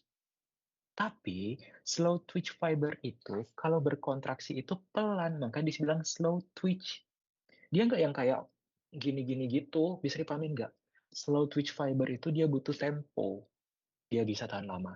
So, makanya kita selalu bilang slow twitch fiber itu adalah fiber yang sering kita temuin pada atlet maraton. Karena saya tanya, kamu lihat orang lari maraton internasional gitu-gitu kan, lihat orang lomba lari dunia, saya tanya badannya kayak Ade kah? Yang ototnya gede banget? Enggak, Dek, cenderung kurus. Ah, enggak. Karena badannya itu penuh sama slow twitch fiber. Dia lebih dominate dengan slow twitch fiber. Tapi gaya-gaya Adera itu fast twitch fiber. Golongan kayak fast twitch fiber ini suruh ultramaraton 16 kilo nggak bakal sanggup. Kenapa? Karena serabut otot mereka tuh bisa ngangkat beban yang kuat 5 detik, tapi habis itu nggak bisa ngapa-ngapain lagi. Bisa dipahamin? Jadi cepat lelah gitu statusnya kalau fast twitch fiber. Energinya besar, tapi temponya pendek. Karena bergantung pada anaerobik. Bisa dipahamin? Karena kan dia cuma punya sedikit tadi mioglobinnya. Tapi kalau orang-orang yang statusnya itu slow twitch fiber, itu dia nggak punya energi banyak banget, tapi temponya panjang, bisa buat maraton berjam-jam. Kenapa? Karena dia kaya akan mioglobin. So, kalau kita lihat di bawah mikroskop, adik-adik bakal temukan bahwa selabut tipe slow twitch itu warnanya lebih merah ketimbang serabut pada fast twitch. Lebih pucat.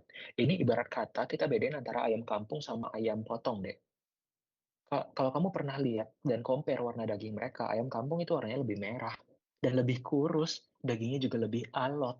Karena statusnya sebenarnya ayam kampung itu slow twitch. Sedangkan serabut-serabut otot yang cepat membelah, cepat jadi tebel, biar enak jadi Kentucky, biar enak jadi ayam goreng, itu mereka statusnya adalah fast twitch fiber, cepat gendutnya, cepat gedenya ototnya, tapi sebenarnya itu banyak anginnya aja. Bisa dipahamin? Nggak endurance, nggak tahan lama. Bisa dipahamin ya? So ada keuntungan masing-masing. Nah, ingat balik lagi tadi, adik-adik di sini cowok-cowok yang udah mulai nge-gym, ternyata udah nge-gym berhari-hari, udah bagus, latihan rutin, makan intake cukup, nutrien cukup, semua cukup, tapi badan segitu-gitu aja. Apa yang harus lakukan? Apa yang harus lakukan? Berdoa pada Tuhan Yang Maha Kuasa, kenapa memang kamu punyanya slow twitch ke? Mungkin kamu adalah slow twitch, terima. Itulah takdirmu sebagai slow twitch berarti ya. Kamu nggak bakal jadi berotot-otot yang kayak Adera ya, Dek. Kalau kayak itu, kecuali kalau kamu pakai sesuatu yang lain ya. Tapi itulah hidupmu ya, nikmati, enjoy your life dengan slow twitch. Berarti memang kamu tidak ditakdirkan untuk ke gym, kamu ditakdirkan untuk ikut itu kali Strava gitu kali gayanya beda. Bisa dipahamin ya? Oke, ini yang tadi saya bilang maratoner dengan slow twitch. Nah, ini fast twitch, lihat ya, lebih pucat ya. Dok, ini juga ada kok yang merah-merah. Yes, sekali lagi saya ingetin ya, nggak ada aturan pokok on off. Yang ada itu adalah orang dengan fast twitch fiber itu didominasi dengan yang warna putih, sedikit warna merah. Jadi tetap ada warna merahnya, tapi cuma sedikit. Tapi kalau kita bicara tentang orang yang slow twitch fiber, itu didominasi oleh warna merah. Warna pucatnya juga masih ada, tapi cuma sedikit. Ini bukan masalah on ataupun off. Ini masalah tentang komposisi yang bergeser. Oke. Berikutnya jenis-jenis kontraksi pada otot. Jenis kontraksi pada otot tuh ada 3 deh. Ada yang namanya isometrik, ada yang namanya isotonik, ada yang namanya isokinetik. Nah, apa beda antara isometrik, isotonik, sama isokinetik? Iso artinya sama. Metrik artinya panjang. Isometrik berarti panjangnya tidak berubah. Isotonik berarti tonusnya tidak berubah. Tonus atau disebut juga dengan nama tegangan otot. Itu ya, isotonik, tonusnya tidak berubah. Sedangkan isokinetik itu kecepatannya. Kinetik itu kecepatan. Isokinetik berarti kecepatannya tidak berubah. So, isometrik, isotonik, isokinetik bisa dipahami dari namanya aja, biar nggak bingung. Oke? Isometrik energinya rendah, isotonik energinya sedang, isokinetik konsumsi energinya tinggi. Dan isokinetik itu terbatas sekali. Untuk lebih mudah saya punya gambar di sini. Apa itu isometrik? Kondisi di mana metriknya iso, metriknya sama, ukurannya sama. Coba lihat nih. Sekarang coba perhatiin saya, mungkin biar lebih mudah. Coba lihat saya ya.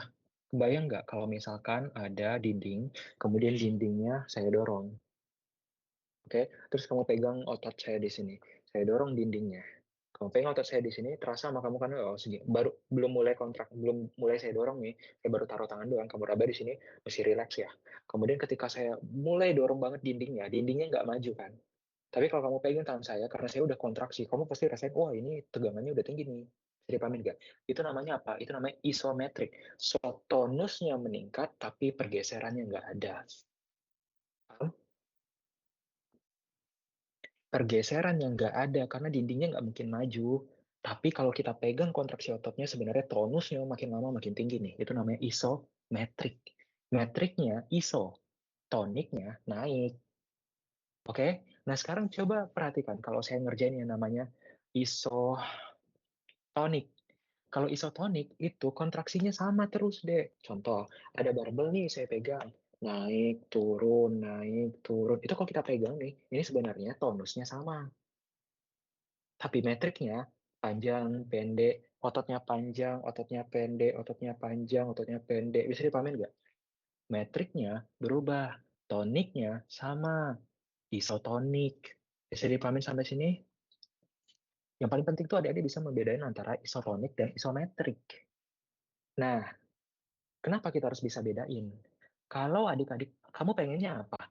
Kalau kita lagi bicara otot nih, terutama yang cowok-cowok ya, dok saya pengen badan saya berotot-otot yang banyak gitu. Olahraga seperti apa sih yang bagus buat saya? Olahraga yang bagus buat kamu adalah statusnya yang isotonik. Makanya kalau kamu pengen otot kamu tuh gede, kamu ngerjain dumbbell, naik turun, naik turun, naik turun kayak gini. Bukan plank atau sit wall. Plank tahu nggak? Nahan di dekat lantai itu kan, udah kayak ini terus. Ditahan, itu nggak bakal bikin kamu berotot. Itu bikin endurance kamu lebih kuat. Karena kontraksi yang statusnya itu adalah isotonik, itu dia bakal memicu hipertrofi yang baik pada sel otot. Sedangkan kalau dia isometrik, dia memperkuat endurance atau daya tahan otot. So, tergantung target adik-adik ini arahnya mau kemana gitu ya. Terus yang satu lagi ini ada namanya isokinetik. Nah, isokinetik ini mungkin nggak terlalu banyak dibahas, tapi saya kasih kamu kata kuncinya, dia melakukan olahraga, gitu ya. Tapi beban yang ada di sini itu bisa disesuaikan tergantung dengan kemampuan dari kontraksi otot kamu.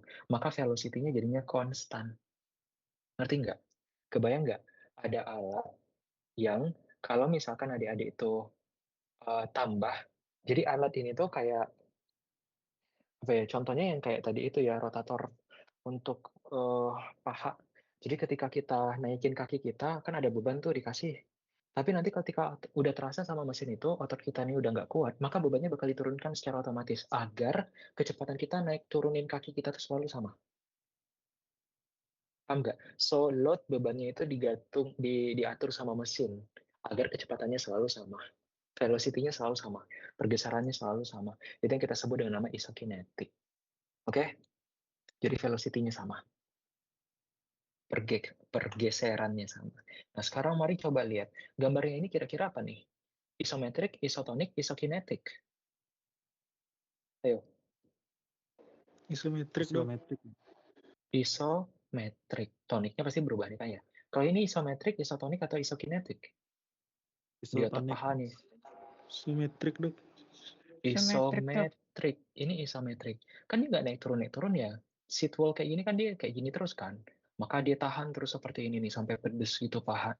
So ini tetap adalah isometrik. So ini isometrik, ini juga isometrik. Pertanyaan saya yang ini apa?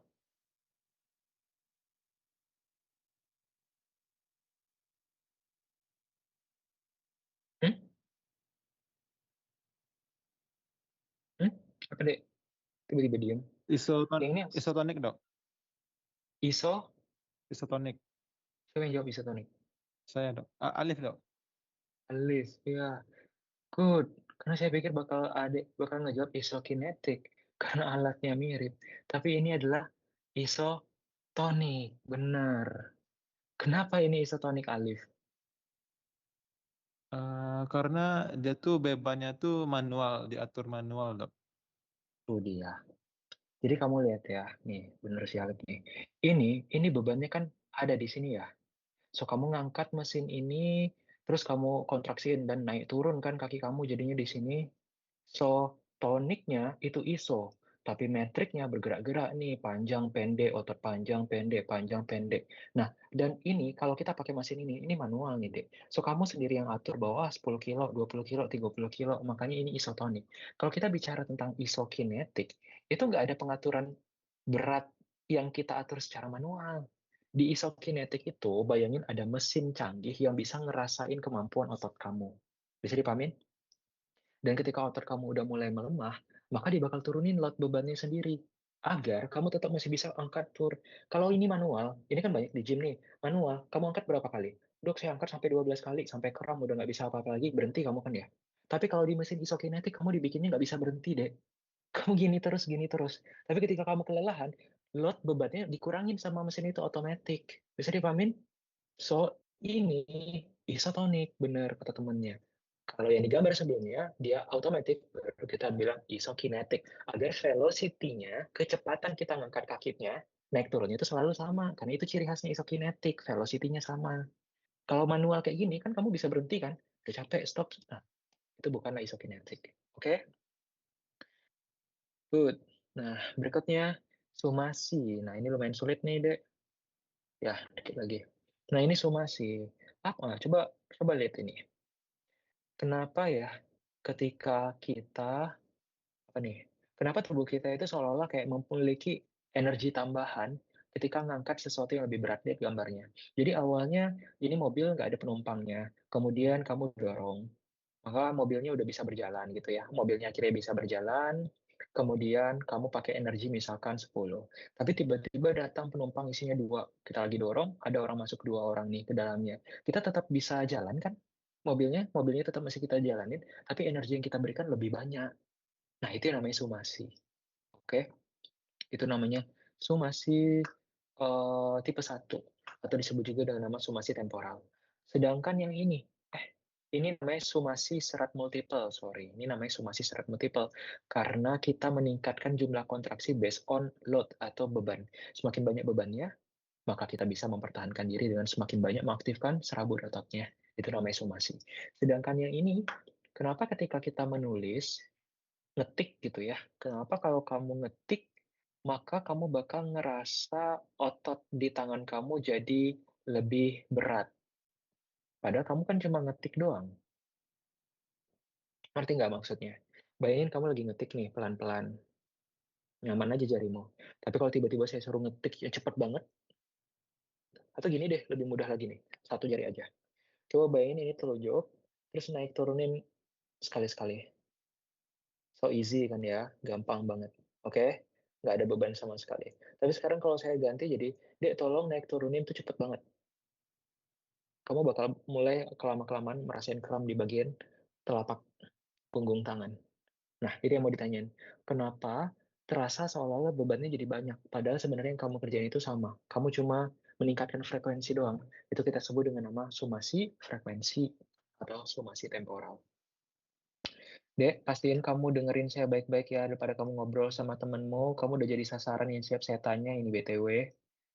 Ya, ngobrol lah kamu dengan temenmu. Nanti kamu ngobrol sama saya, oke? Untuk saya tahu seberapa berkualitas obrolan kamu dengan temanmu ya. Nah, ini dia somasi.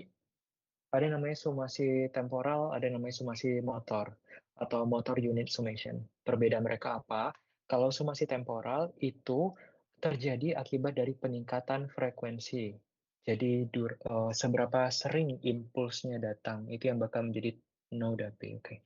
Itu yang bakal jadi tolak ukur temporal sumasi, frekuensi. Sedangkan motor unit sumasi itu adalah sumasi yang terjadi akibat dari peningkatan jumlah serat otot yang aktif. Jadi banyak otot yang dilibatkan. Oke, untuk dapat gambaran terkait tentang sumasi, ini adalah tension atau tension dari otot, tegangan pada otot. Sedangkan ini adalah waktu. Ini namanya single twitch. 1 kali stimulus, 1 kali kontraksi, istirahat. Terus dikasih stimulus lagi, kontraksi, istirahat. Dikasih stimulus lagi, kontraksi, istirahat. Ini namanya single twitch. Satu buah ini namanya single twitch. Gimana kalau ototnya kita suruh kontraksi tiap sebentar? Oke, twitch 1, terus induksi, twitch kedua, induksi, twitch ketiga, induksi, twitch ketiga, 4, 5, 6, 7. Nah, karena masih cukup punya waktu, maka jadinya tidak ada penambahan.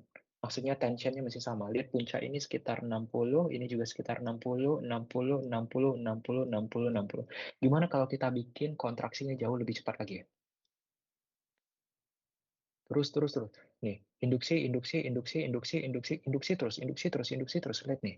Awalnya sekitar 25, lama-kelamaan bisa berubah dia jadi 75. Ini yang kita sebut dengan nama sumasi. Jadi, apa sebenarnya sumasi itu? Kenyataan bahwa ketika adik-adik menyuruh otot berkontraksi berulang kali dengan durasi yang pendek, seperti yang tadi saya contohin, jari kamu gini, terus naik ke atas, lama-kelamaan dia bakal terasa berat. Nah, kenapa? Karena muscle tension itu meningkat seiring dengan frekuensi yang terlalu pendek. Jadi kalau kayak gini tiap sebentar, nggak bakal terasa sakit tanganmu. Tapi kalau saya suruh kamu gini-gini terus ya bentar, di sini nanti bakal terasa capeknya. Bisa dipahamin? Karena tensionnya naik, karena durasinya kependekan. Belum sempat istirahat, disuruh kerja lagi. Maka naik tensionnya. Itu namanya temporal summation, sumasi temporal. Bisa dipahamin? Itu namanya sumasi temporal. Ya, balik lagi ke sini. Nah, sumasi temporal ini tuh berbahaya. Kenapa saya bilang berbahaya? Karena sumasi temporal itu, jika masih juga dipaksa, lihat nih, ini induksinya masih cukup berjarak ya, tapi sudah terjadi sumasi, tension terjadi. Tapi kalau misalkan lebih rapat lagi stimulusnya kayak yang di bawah, lihat nih apa yang terjadi? Kontraksi dia, tidak pernah dia istirahat. Nih, kalau ini kan kontraksi, relaksasi, kontraksi, relaksasi. Ini masih kontraksi, relaksasi, tapi tensionnya naik. Kalau ini apa? Ini artinya tensionnya tinggi dan dia kontraksi aja, nggak mau relaksasi. Itu yang namanya kram otot. Bisa dipahamin? Pernah nggak naik betis, gimana rasanya? Syahdu kan? Berguling-guling kita dibikinnya. Kenapa? Karena dia kontraksi aja terus tuh nggak ada relaksasinya sama sekali. Ya kan? Pegel, sakit kan? Naik betis gitu. Nah, itu tuh sumasi yang terjadi berkepanjangan, terus ya nggak ada jeda sama sekali buat jaringan ototnya. Ada juga yang namanya trap. Trap ini sumasi nggak dok? Trap itu bukan bagian dari sumasi, tapi suka digandeng, dipelajari bersamaan dengan sumasi. Apa itu trap? Trap itu adalah kondisi di mana kontraksi pertama, oke, kontraksi kedua ternyata tensinya juga naik, istirahat. Kontraksi ketiga tensinya juga naik, kontraksi berikutnya tensinya naik lagi. Nah, kalau tadi, kamu lihat nih, naik sama baseline-nya, naik. Nih, ini kan naik ya. Awalnya kan di sini. Nih, sekarang di atas. So, naik dia. Secara keseluruhan kurvanya naik. Tapi kalau ini, baseline-nya tetap di bawah. Artinya dia bisa relaksasi dengan sempurna. Nah, trap atau disebut juga dengan staircase phenomena adalah kondisi di mana otot kamu bisa ningkatin tension atau keluasan dalam kontraksi dengan punyanya waktu relaksasi yang cukup. Nah, ini tuh jadi dasar kenapa penting untuk melakukan yang namanya pemanasan sebelum berolahraga. Karena ketika kamu baru memulai kontraksi, biasanya daya ke kontraksi ototmu itu belum begitu optimal. Kalau kamu udah pemanasan, maka trap ini atau staircase ini dia bakal aktif. Sehingga jadinya daya kontraksi adik-adik bakal jadi lebih kuat. So, apakah trap itu bagian dari sumasi? Bukan ya. Sumasi itu adalah kondisi di mana naiknya uh, tension otot kamu, di mana relaksasinya nggak ada, nggak cukup. Relaksasinya terlalu pendek. Tapi kalau ternyata, Bang, saya kontraksi, istirahat, saya kontraksi, istirahat, saya kontraksi, istirahat. Terus otot saya tensinya jadi makin tinggi. Maka itu bukan sumasi, kita bilang itu kita sebut dengan nama trap. Dia mirip seperti sumasi, tapi itu bukan sumasi. Kita bilang itu trap. Ya. Nah, sumasi pertama udah kita bahas, namanya sumasi temporal. Akibat dari apa ini terjadi? Akibat dari frekuensi menyuruh otot berkontraksi yang terlalu sering. Terjadilah sumasi. Bahkan bisa sampai komplit nih, kita sebut dengan nama tetanus, atau kita sebut dengan nama kejang otot, atau ada yang bilangnya naik betis gitu ya. Sumasi kedua ya ini nih, ini kita sebut dengan nama motor unit sumasi. Ini nama lainnya ya. Ini kalau saya selama ini bicaranya temporal sumasi, tapi di beberapa buku ada yang bilang frekuensi sumasi atau wave sumasi. Sedangkan motor unit sumasi itu kadang-kadang disebut dengan nama sumasi rekrutmen atau sumasi multiple fiber atau disebut juga dengan nama sumasi motor multiple unit. Ini nama lainnya. Kamu bisa lihat di tabel yang udah saya masukin. Nah, apa itu sumasi ini? Sumasi motor unit. Sumasi motor unit itu adalah ketika kontraksi atau tension kamu meningkat karena memang serabut saraf kamu juga semakin banyak yang aktif ke otot yang bersangkutan. Nah, sumasi tipe ini itu berhubungan dengan beban dek. Kalau sumasi yang pertama tadi berhubungan dengan frekuensi kan. Tangan kamu jadi pegel gara-gara saya suruh dia terlalu cepat. Bisa dipahamin nggak? Bukan gara-gara saya tambahin batu di atas telunjuk kamu sehingga jadi susah diangkat ke atas, bukan. Bisa dipahamin? Nah, kalau sumasi motor unit, itu badan kamu jadinya pegel, otot kamu jadinya pegel, karena memang bebannya saya tingkatin. Kebayang nggak? Kayak soal yang tadi muncul di depan. Yaitu, pertama, ada orang sedang ngedorong mobil. Oke, anggap dia kasih gaya 30. Tapi ternyata mobilnya akhirnya dimasukin sama 2 orang penumpang. Tapi dia tetap bisa mobilnya bergerak dengan kecepatan 30. Kok bisa? Karena dia mengerjakan yang namanya sumasi motor unit. Ngerti nggak? Karena meningkatnya beban, maka dia bakal dorong lebih kuat lagi dengan cara menyuruh lebih banyak lagi saraf pergi ke otot yang diperlukan. Sehingga ledakannya juga lebih tinggi. Ototmu meledak karena sarafnya yang suruh. Itu namanya sumasi motor unit. Tapi kalau ototmu kecapean, gara-gara nggak dikasih istirahat, kita sebut dengan nama sumasi frekuensi atau sumasi temporal. Bisa dipahamin terkait tentang sumasi? Oke, good. So, ini adalah contoh dari sumasi motor unit ya. Sedangkan ini adalah contoh dari sumasi temporal ya. Berikutnya tentang muscle remodeling. Muscle remodeling itu apa? Muscle remodeling itu adalah kemampuan otot kita untuk beradaptasi terhadap perubahan baik struktur ataupun fungsi. Jadi ketika otot kamu ternyata mengalami perubahan akibat perubahan baik struktur ataupun fungsinya jadi berubah akibat dari tekanan lingkungan gitu ya, maka kita sebut dengan nama otot kamu mengalami remodeling. Otot yang mengalami remodeling itu ada 5 nasibnya. Pertama, jadi makin gede ototnya, kayak kamu olahraga. Atau ototnya jadi makin kecil, misalnya kalau kamu lumpuh. Perubahan pada kecepatan metabolisme, perubahan pada komponen yang ada di serabut otot, atau proses pembentukan jaringan otot yang baru. Ini adalah 5 nasib otot yang mengalami remodeling. Jadi bisa dibilang kayak adik-adik punya otot, kemudian ototnya itu dikasih tekanan, misalkan berolahraga gitu ya. Maka dia bakal pindah ke sini, bisa jadi pindah ke sini, bisa pindah ke sini, dan lain-lain. Atau, Bang, saya punya otot, tapi ototnya ternyata tidak diberikan nutrien, tidak ada pembuluh darah yang pergi ke otot itu, maka dia bakal pergi ke sini. Bang, saya punya otot, ternyata otot tersebut tidak dipersarafi oleh saraf apapun karena sarafnya lumpuh, dia kena stroke, maka dia bakal pergi ke sini. Bang, saya punya otot, ternyata ototnya itu terluka karena tadi habis jatuh bawa sepeda, maka dia bakal pergi ke sini. So, apa itu remodeling? Remodeling itu adalah nasib dari otot yang berubah struktur ataupun fungsinya akibat dari dia menyesuaikan terhadap respon yang dialami oleh tubuh. Cuma 5 nasibnya. Tambah besar, tambah kecil, metabolismenya berubah, komposisinya berubah, atau dia mengalami remodeling. Kenapa atau dia mengalami regenerasi? Kenapa remodeling ini penting? Karena otot merupakan jaringan yang sangat dinamis dan mampu beradaptasi terhadap peningkatan aktivitas, penurunan penggunaan, stres mekanik, penuaan, ataupun cedera. Tujuan dari remodeling ini agar homeostasis kita terjaga, energi kita tetap efisien, dan fungsi mekanik dari otot tetap bisa dipertahankan. 4 yang paling penting adalah hypertrofi, atrofi, sarkopenia, dan kakeksia. Hypertrofi adalah respon remodeling pada otot, umumnya akibat dari peningkatan mechanical load. Jadi kalau adik-adik berolahraga, ototnya jadi tambah gede. Maka ototnya mengalami remodeling tipe hypertrofi, kita bilangnya. Karena induktornya adalah loading. Ya, jadi kalau adik-adik perhatikan, orang yang berolahraga angkat beban dengan beban yang sama terus-menerus. Misalnya kamu pakai dumbbell berapa kilo? Dok, saya start nge-gym pakai dumbbellnya 5 kilo, dok. Dumbbell 6 kilo, pakai dumbbell 6 kilo. Selama 1 tahun nge-gym, pakai dumbbell 6 kilo terus. Maka otot kamu juga bakal segitu-segitu aja. Bisa dipahamin nggak? Kamu butuh tingkatin load bebannya, pakai dumbbell yang lebih tinggi, maka otakmu terbangun. Karena hypertrofi itu dirangsang oleh cedera atau robekan-robekan kecil pada jaringan otot. Terutama untuk adik-adik yang baru mulai untuk nge-gym, kamu bakal ngerasain badan kamu kayak robek-robek, capek banget di awal-awal kamu nge-gym kayak 3 atau seminggu pertama. Tapi setelah kamu udah seminggu pertama itu kamu lewatin, maka kamu gak bakal merasa masalah lagi. Biasanya dipahamin? So, hypertrophy adalah akibat dari peningkatan load, peningkatan beban, ototnya jadi gede. Nah, yang kedua ada yang namanya atrofi. Yang mana itu atrofi? Ini atrofi, kalau kita lihat, apa penyebab dari atrofi? Penyebab dari atrofi ini lumayan banyak, deh.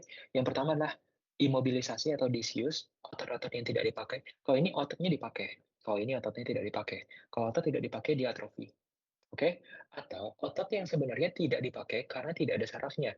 Contohnya dia lumpuh, dia ternyata habis kecelakaan, sel sarafnya mati, dia nggak bisa jalan, dia kena stroke. Atrofi juga bisa terjadi pada pasien yang kekurangan gizi, malnutrisi, atau penyakit berkepanjangan. Ya, yang paling sering bikin atrofi itu 3 hal ini. Nggak dipakai, nggak ada sarafnya, atau kekurangan nutrisi. Yang ketiga, kita punya namanya sarkopenia dan kakeksia. Apa perbedaan antara sarkopenia sama kakeksia? Kalau kita bicaranya sarkopenia, maka itu permasalahan utama ototnya itu menciut gara-gara faktor usia. Kamu pernah lihat nggak kakek-kakek kamu lansia gitu, terus badannya udah mulai agak-agak kurusan? Itu namanya sarkopenia. Nah, terus pernah lihat pasien cancer stadium akhir atau pasien HIV stadium akhir yang badannya itu benar-benar ceking banget, mirip kayak sarkopenia, tapi itu bukan karena faktor usia kan? Badannya jadi seperti itu gara-gara cancer, gara-gara HIV, gara-gara TB. Nah, itu kita sebut dengan nama kakeksia. Oke, so sebenarnya sarkopenia sama kakeksia ini sulit dibedakan, tapi apa yang mendasari hal itu terjadi, itu bakal jadi membedain. Kamu harus bisa bilang, dok ini sarkopenia, dok ini kakeksia, ini hypertrofi dok, ini atrofi dok. Tuh, kamu harus bisa jawab itu. Bisa dipamin? Kalau nanti dikasih soalnya ada gambar orang lagi nge-gym, terus ototnya jadi besar, saya tanya mekanismenya apa, kamu harus bilang, oh ini mekanismenya hypertrofi. Bisa dipamin? Terus saya kasih gambar orang lumpuh di atas kasur, kakinya tiba-tiba ngecil. Kamu harus bilang bahwa, oh ini atrofi dok. Terus kalau saya bilang, oh ini ada pasien HIV sekarang badannya seperti ini, kamu harus bilang itu kakeksia dok. Bisa dipahamin?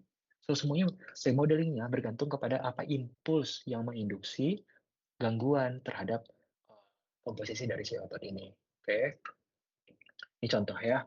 Nih, ini namanya hypertrophy, pasti dia rajin olahraga nih kan ya. Nih, ini hypertrophy. Terus ini pasien polio. Pasien polio itu sel sarafnya rusak. Kamu lihat nih kakinya kecil. Dan polio itu biasanya cuma menyerang satu sisi ya. Jadi dia bakal satunya normal, nih lihat nih. Ini kan ukurannya size-nya normal ya. Kalau ini kan kecil nih ya. So ini atrofi nih. Ini normalnya. Nah, ini pasien polio. Ini pasien stroke. Kamu bisa lihat nggak? Menciut ototnya ya kecil. Post stroke. Berarti ini statusnya, kalau ini statusnya berarti gangguan saraf. Ini juga statusnya karena saraf, gangguan saraf. Ini juga gangguan saraf nih. Lihat nih. Ini atrofi nih. Jadi bopong gitu di antara jempol sama telunjuknya. Ini contoh pasien kakeksia atau pasien apa tadi namanya lupa. Sarkopenia. Ini contoh sarkopenia ataupun kakeksia. Tapi kalau ekstrim banget kayak gini sih saya pikirin ini kakeksia ya. Kalau sarkopenia mungkin masih ada lah harganya sedikit. Oke, terus yang kelima, karena tadi udah belajar hypertrophy, atrofi, sarkopenia, kakeksia, kondisi kelima itu contohnya remodeling.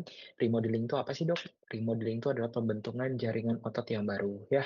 Nah, mekanisme remodelingnya simpel aja yang saya masukin ke sini. Jadi ketika memang otot itu robek, maka akan datang sel-sel radang. Terus ada sel yang kita sebut dengan nama sel satelit. Ini yang perlu adik-adik ingat. Sel satelit ini adalah sel yang bakal membentuk jaringan otot baru sehingga otot ini bisa terbentuk sempurna seperti awal. Bahkan fungsinya pun sama, bisa berkontraksi. Jadi ada sel yang namanya sel satelit berada di sekitar otot, aktif kalau otot itu ternyata putus, dan dia bakal menggantikan jaringan putus itu sehingga jadi jaringannya normal. Tapi jika proses kematian sel saraf ini tidak mengaktifkan sel satelit, maka yang muncul namanya adalah sel fibroblast. Kalau yang muncul adalah sel fibroblast, tetap dia bakal mencoba untuk menutupi luka, tapi karena dia sebenarnya bukan sel otot, maka itu akan mengakibatkan bekas yang tampak nyata. Contohnya pada pasien ini ada dia bisa lihat ya, agak bopong gitu bekas lukanya, tidak rapi, tidak bagus. Bisa berkontraksi nggak nih otot yang di sini? Nggak bisa, karena itu bukanlah otot, itu fibroblast atau jaringan paru. 30 slide. Nah, selesai. Ada yang mau ditanyakan? Bisa dipahamin materinya? Ada yang mau ditanyain nggak nih? Tanya dong, Eh, satu. izin bertanya, Dok. Ya, Mengenai muscle remodeling, Dok. Kapan hmm. dia berikatan dengan sel satelit? Kapan dia berikatan dengan fibroblast? Gitu, Dok. Jadi kapan dia akhirnya membentuk penutupan luka yang sempurna sama kapan yang ternyata dia jadinya penutupannya jadinya berbekas. Itu bergantung sekali pada kedalaman luka dan tingkat keparahan jaringan. Bisa dibilang bahwa luka itu kalau misalnya ternyata cuma gores dikit aja, sel satelit bakal bisa bekerja secara optimal. Tapi kalau ternyata kamu ditusuk pakai besi sampai tembus ke otot, sampai tembus ke tulang, itu bakal bikin jadinya itu terlalu luas bagi sel satelit. Sehingga sel satelit nggak bakal mampu untuk nge-treatment itu. Tapi bisa nggak dok kita push sel satelit agar dia mau ganti jaringan otot yang baru? Bisa. Tapi kita butuh yang namanya pengobatan menggunakan growth factor khusus untuk bisa menginduksi sel satelit akan mau. Jadi, nah itu makanya berobat ke bedah plastik itu mahal deh, gitu. Paham nggak? Karena berobat ke bedah plastik itu menjamin bahwa kamu bakal sembuh tanpa ada bekas luka. Nah, dia butuh banyak faktor tambahan di sana, gitu ya. Jadi, tingkat keparahan luka. Kalau misalnya, dok, saya habis ditancap sama pisau, pisaunya ternyata kotor. Nah, itu akan sulit tuh. Tapi kalau ternyata kamu, "Dok, saya habis di ini pakai pisau, tapi pisau bedah, steril sih pisaunya." Itu masih ada lah kemungkinan harapan kamu untuk bagus lagi ototnya. Kedalaman luka, kebersihan luka, potongannya yang gimana? Pakai pisau, Dok, rapi, itu lebih mudah tuh. Compang-camping, Dok, habis digigit sama anjing misalkan, compang-camping kayak gitu tuh susah, gitu. So, sel satelit akan sangat dipengaruhi aktivitasnya tentang simpel, berat dari derajat lukanya. Oke? Ada lagi yang mau bertanya? Satu lagi Dok, boleh Dok? Ya boleh. Saya ada baca di buku Dok, mengenai, metabolisme anaerob dengan kreatin itu Dok. Hmm. Yang mana kalau kreatin itu dia tuh bermetabolisme, saat kita beristirahat Dok, fase istirahat. Setelah kita melakukan repetisi, waktu istirahatnya tuh dia tuh akan aktif, kreatinnya Dok. Apakah benar gitu Dok? Itu gimana Dok? Jadi kreatinin fosfat itu sebenarnya statusnya sama seperti ATP standby. Jadi untuk mengaktifkan ATP standby ini kadang-kadang memang harus diinduksi dulu dengan olahraga agar dia benar-benar masuk ke fase standby-nya gitu. Makanya diinduksi dulu dengan olahraga di awal, kemudian tapi itu bukan yang kayak olahraga di awal yang gimana-gimana banget, kayak kamu pemanasan, itu sebenarnya udah bikin jadinya sistem fosfokreatinin kamu tuh udah ready untuk olahraga kamu yang sesungguhnya di kemudian, beberapa detik kemudian gitu. Jadi fosfokreatinin itu harus kayak diallocate dulu. Mereka kayak tersebar di mana-mana, kemudian kita harus allocate dia dulu menuju ke jaringan otot yang memang mau kita pakai. Dengan kamu melakukan stretching dan lain-lain, itu udah bakal allocate mereka ke situ.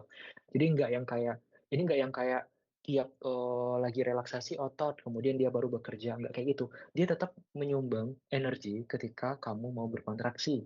Hanya saja mereka butuh alokasi waktu ketika kamu sedang beristirahat agar dia bisa tersusun dan standby di posko masing-masing gitu.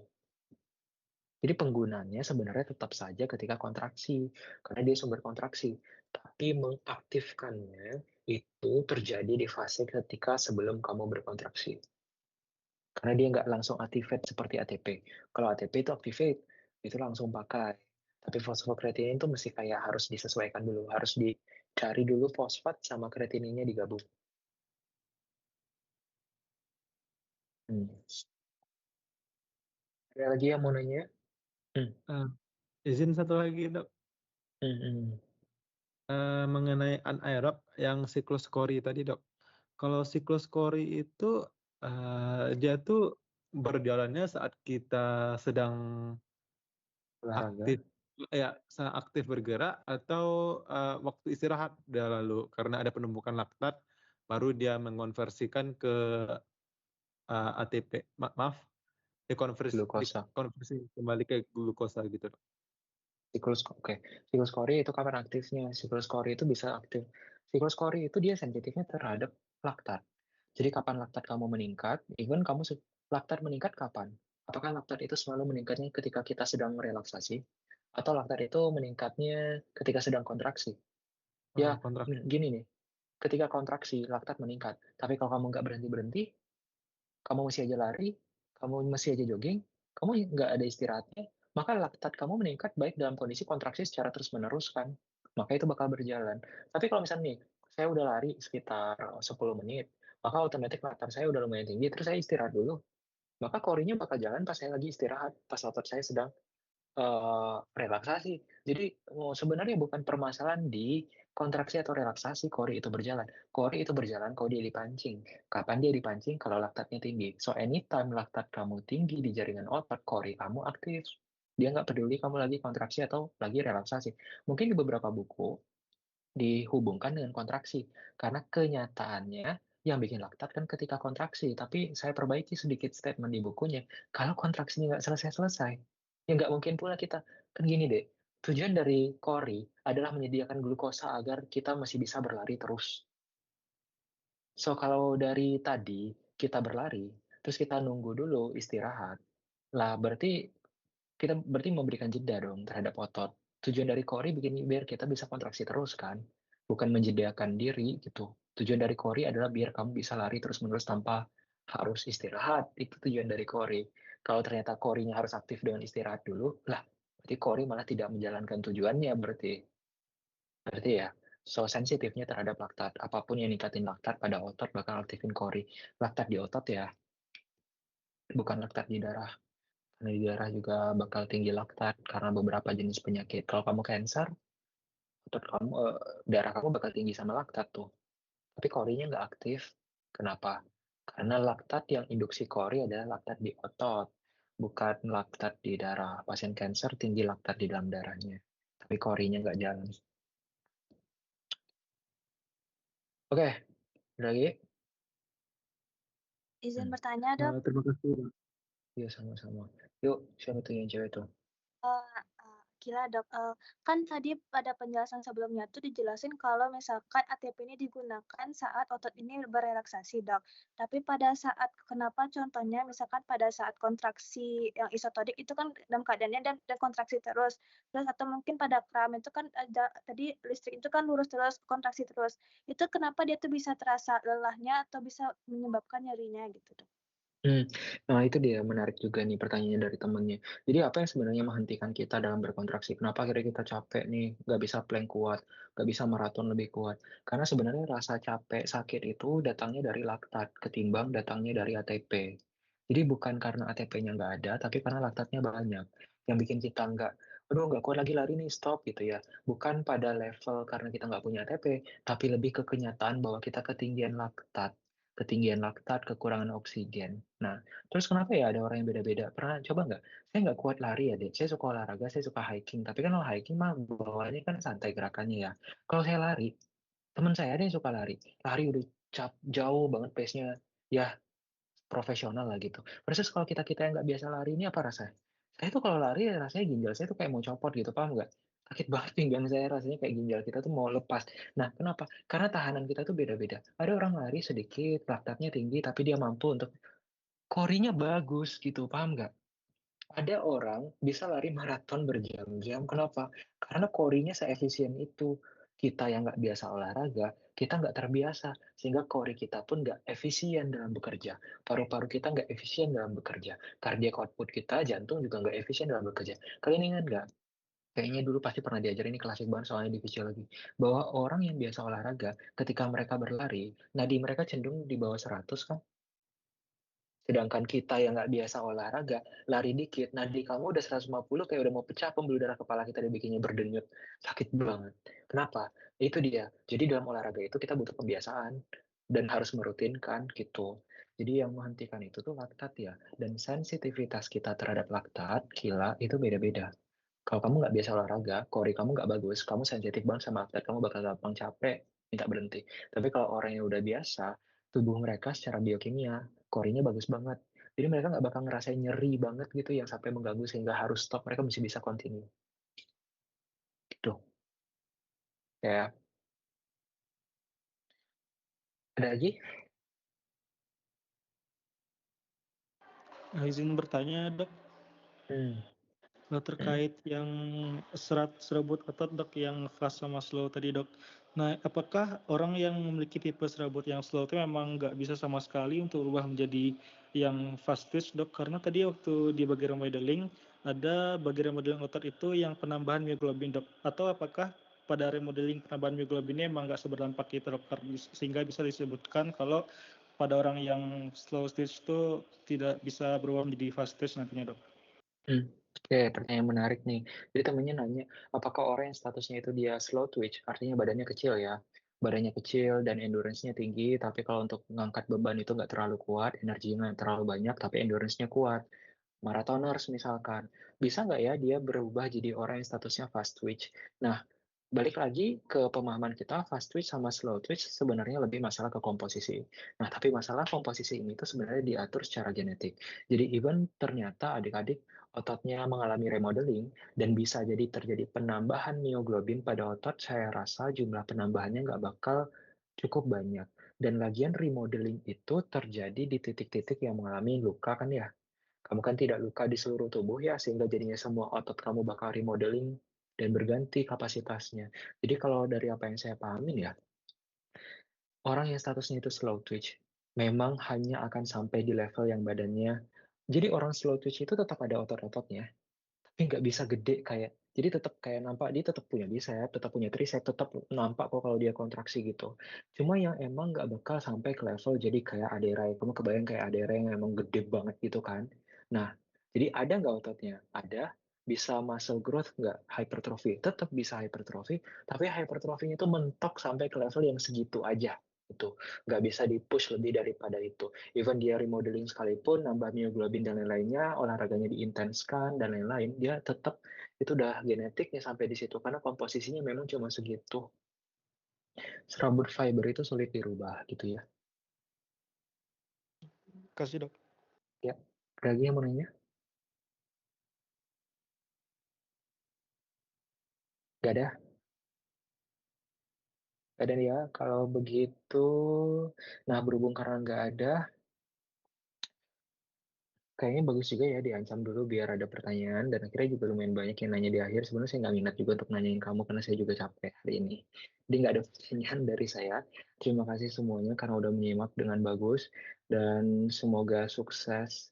Saya cuma punya satu kuliah di sepanjang semester ini untuk menggantikan beberapa yang nggak bisa gitu ya. Semoga bisa dipahamin. Sampai ketemu lagi di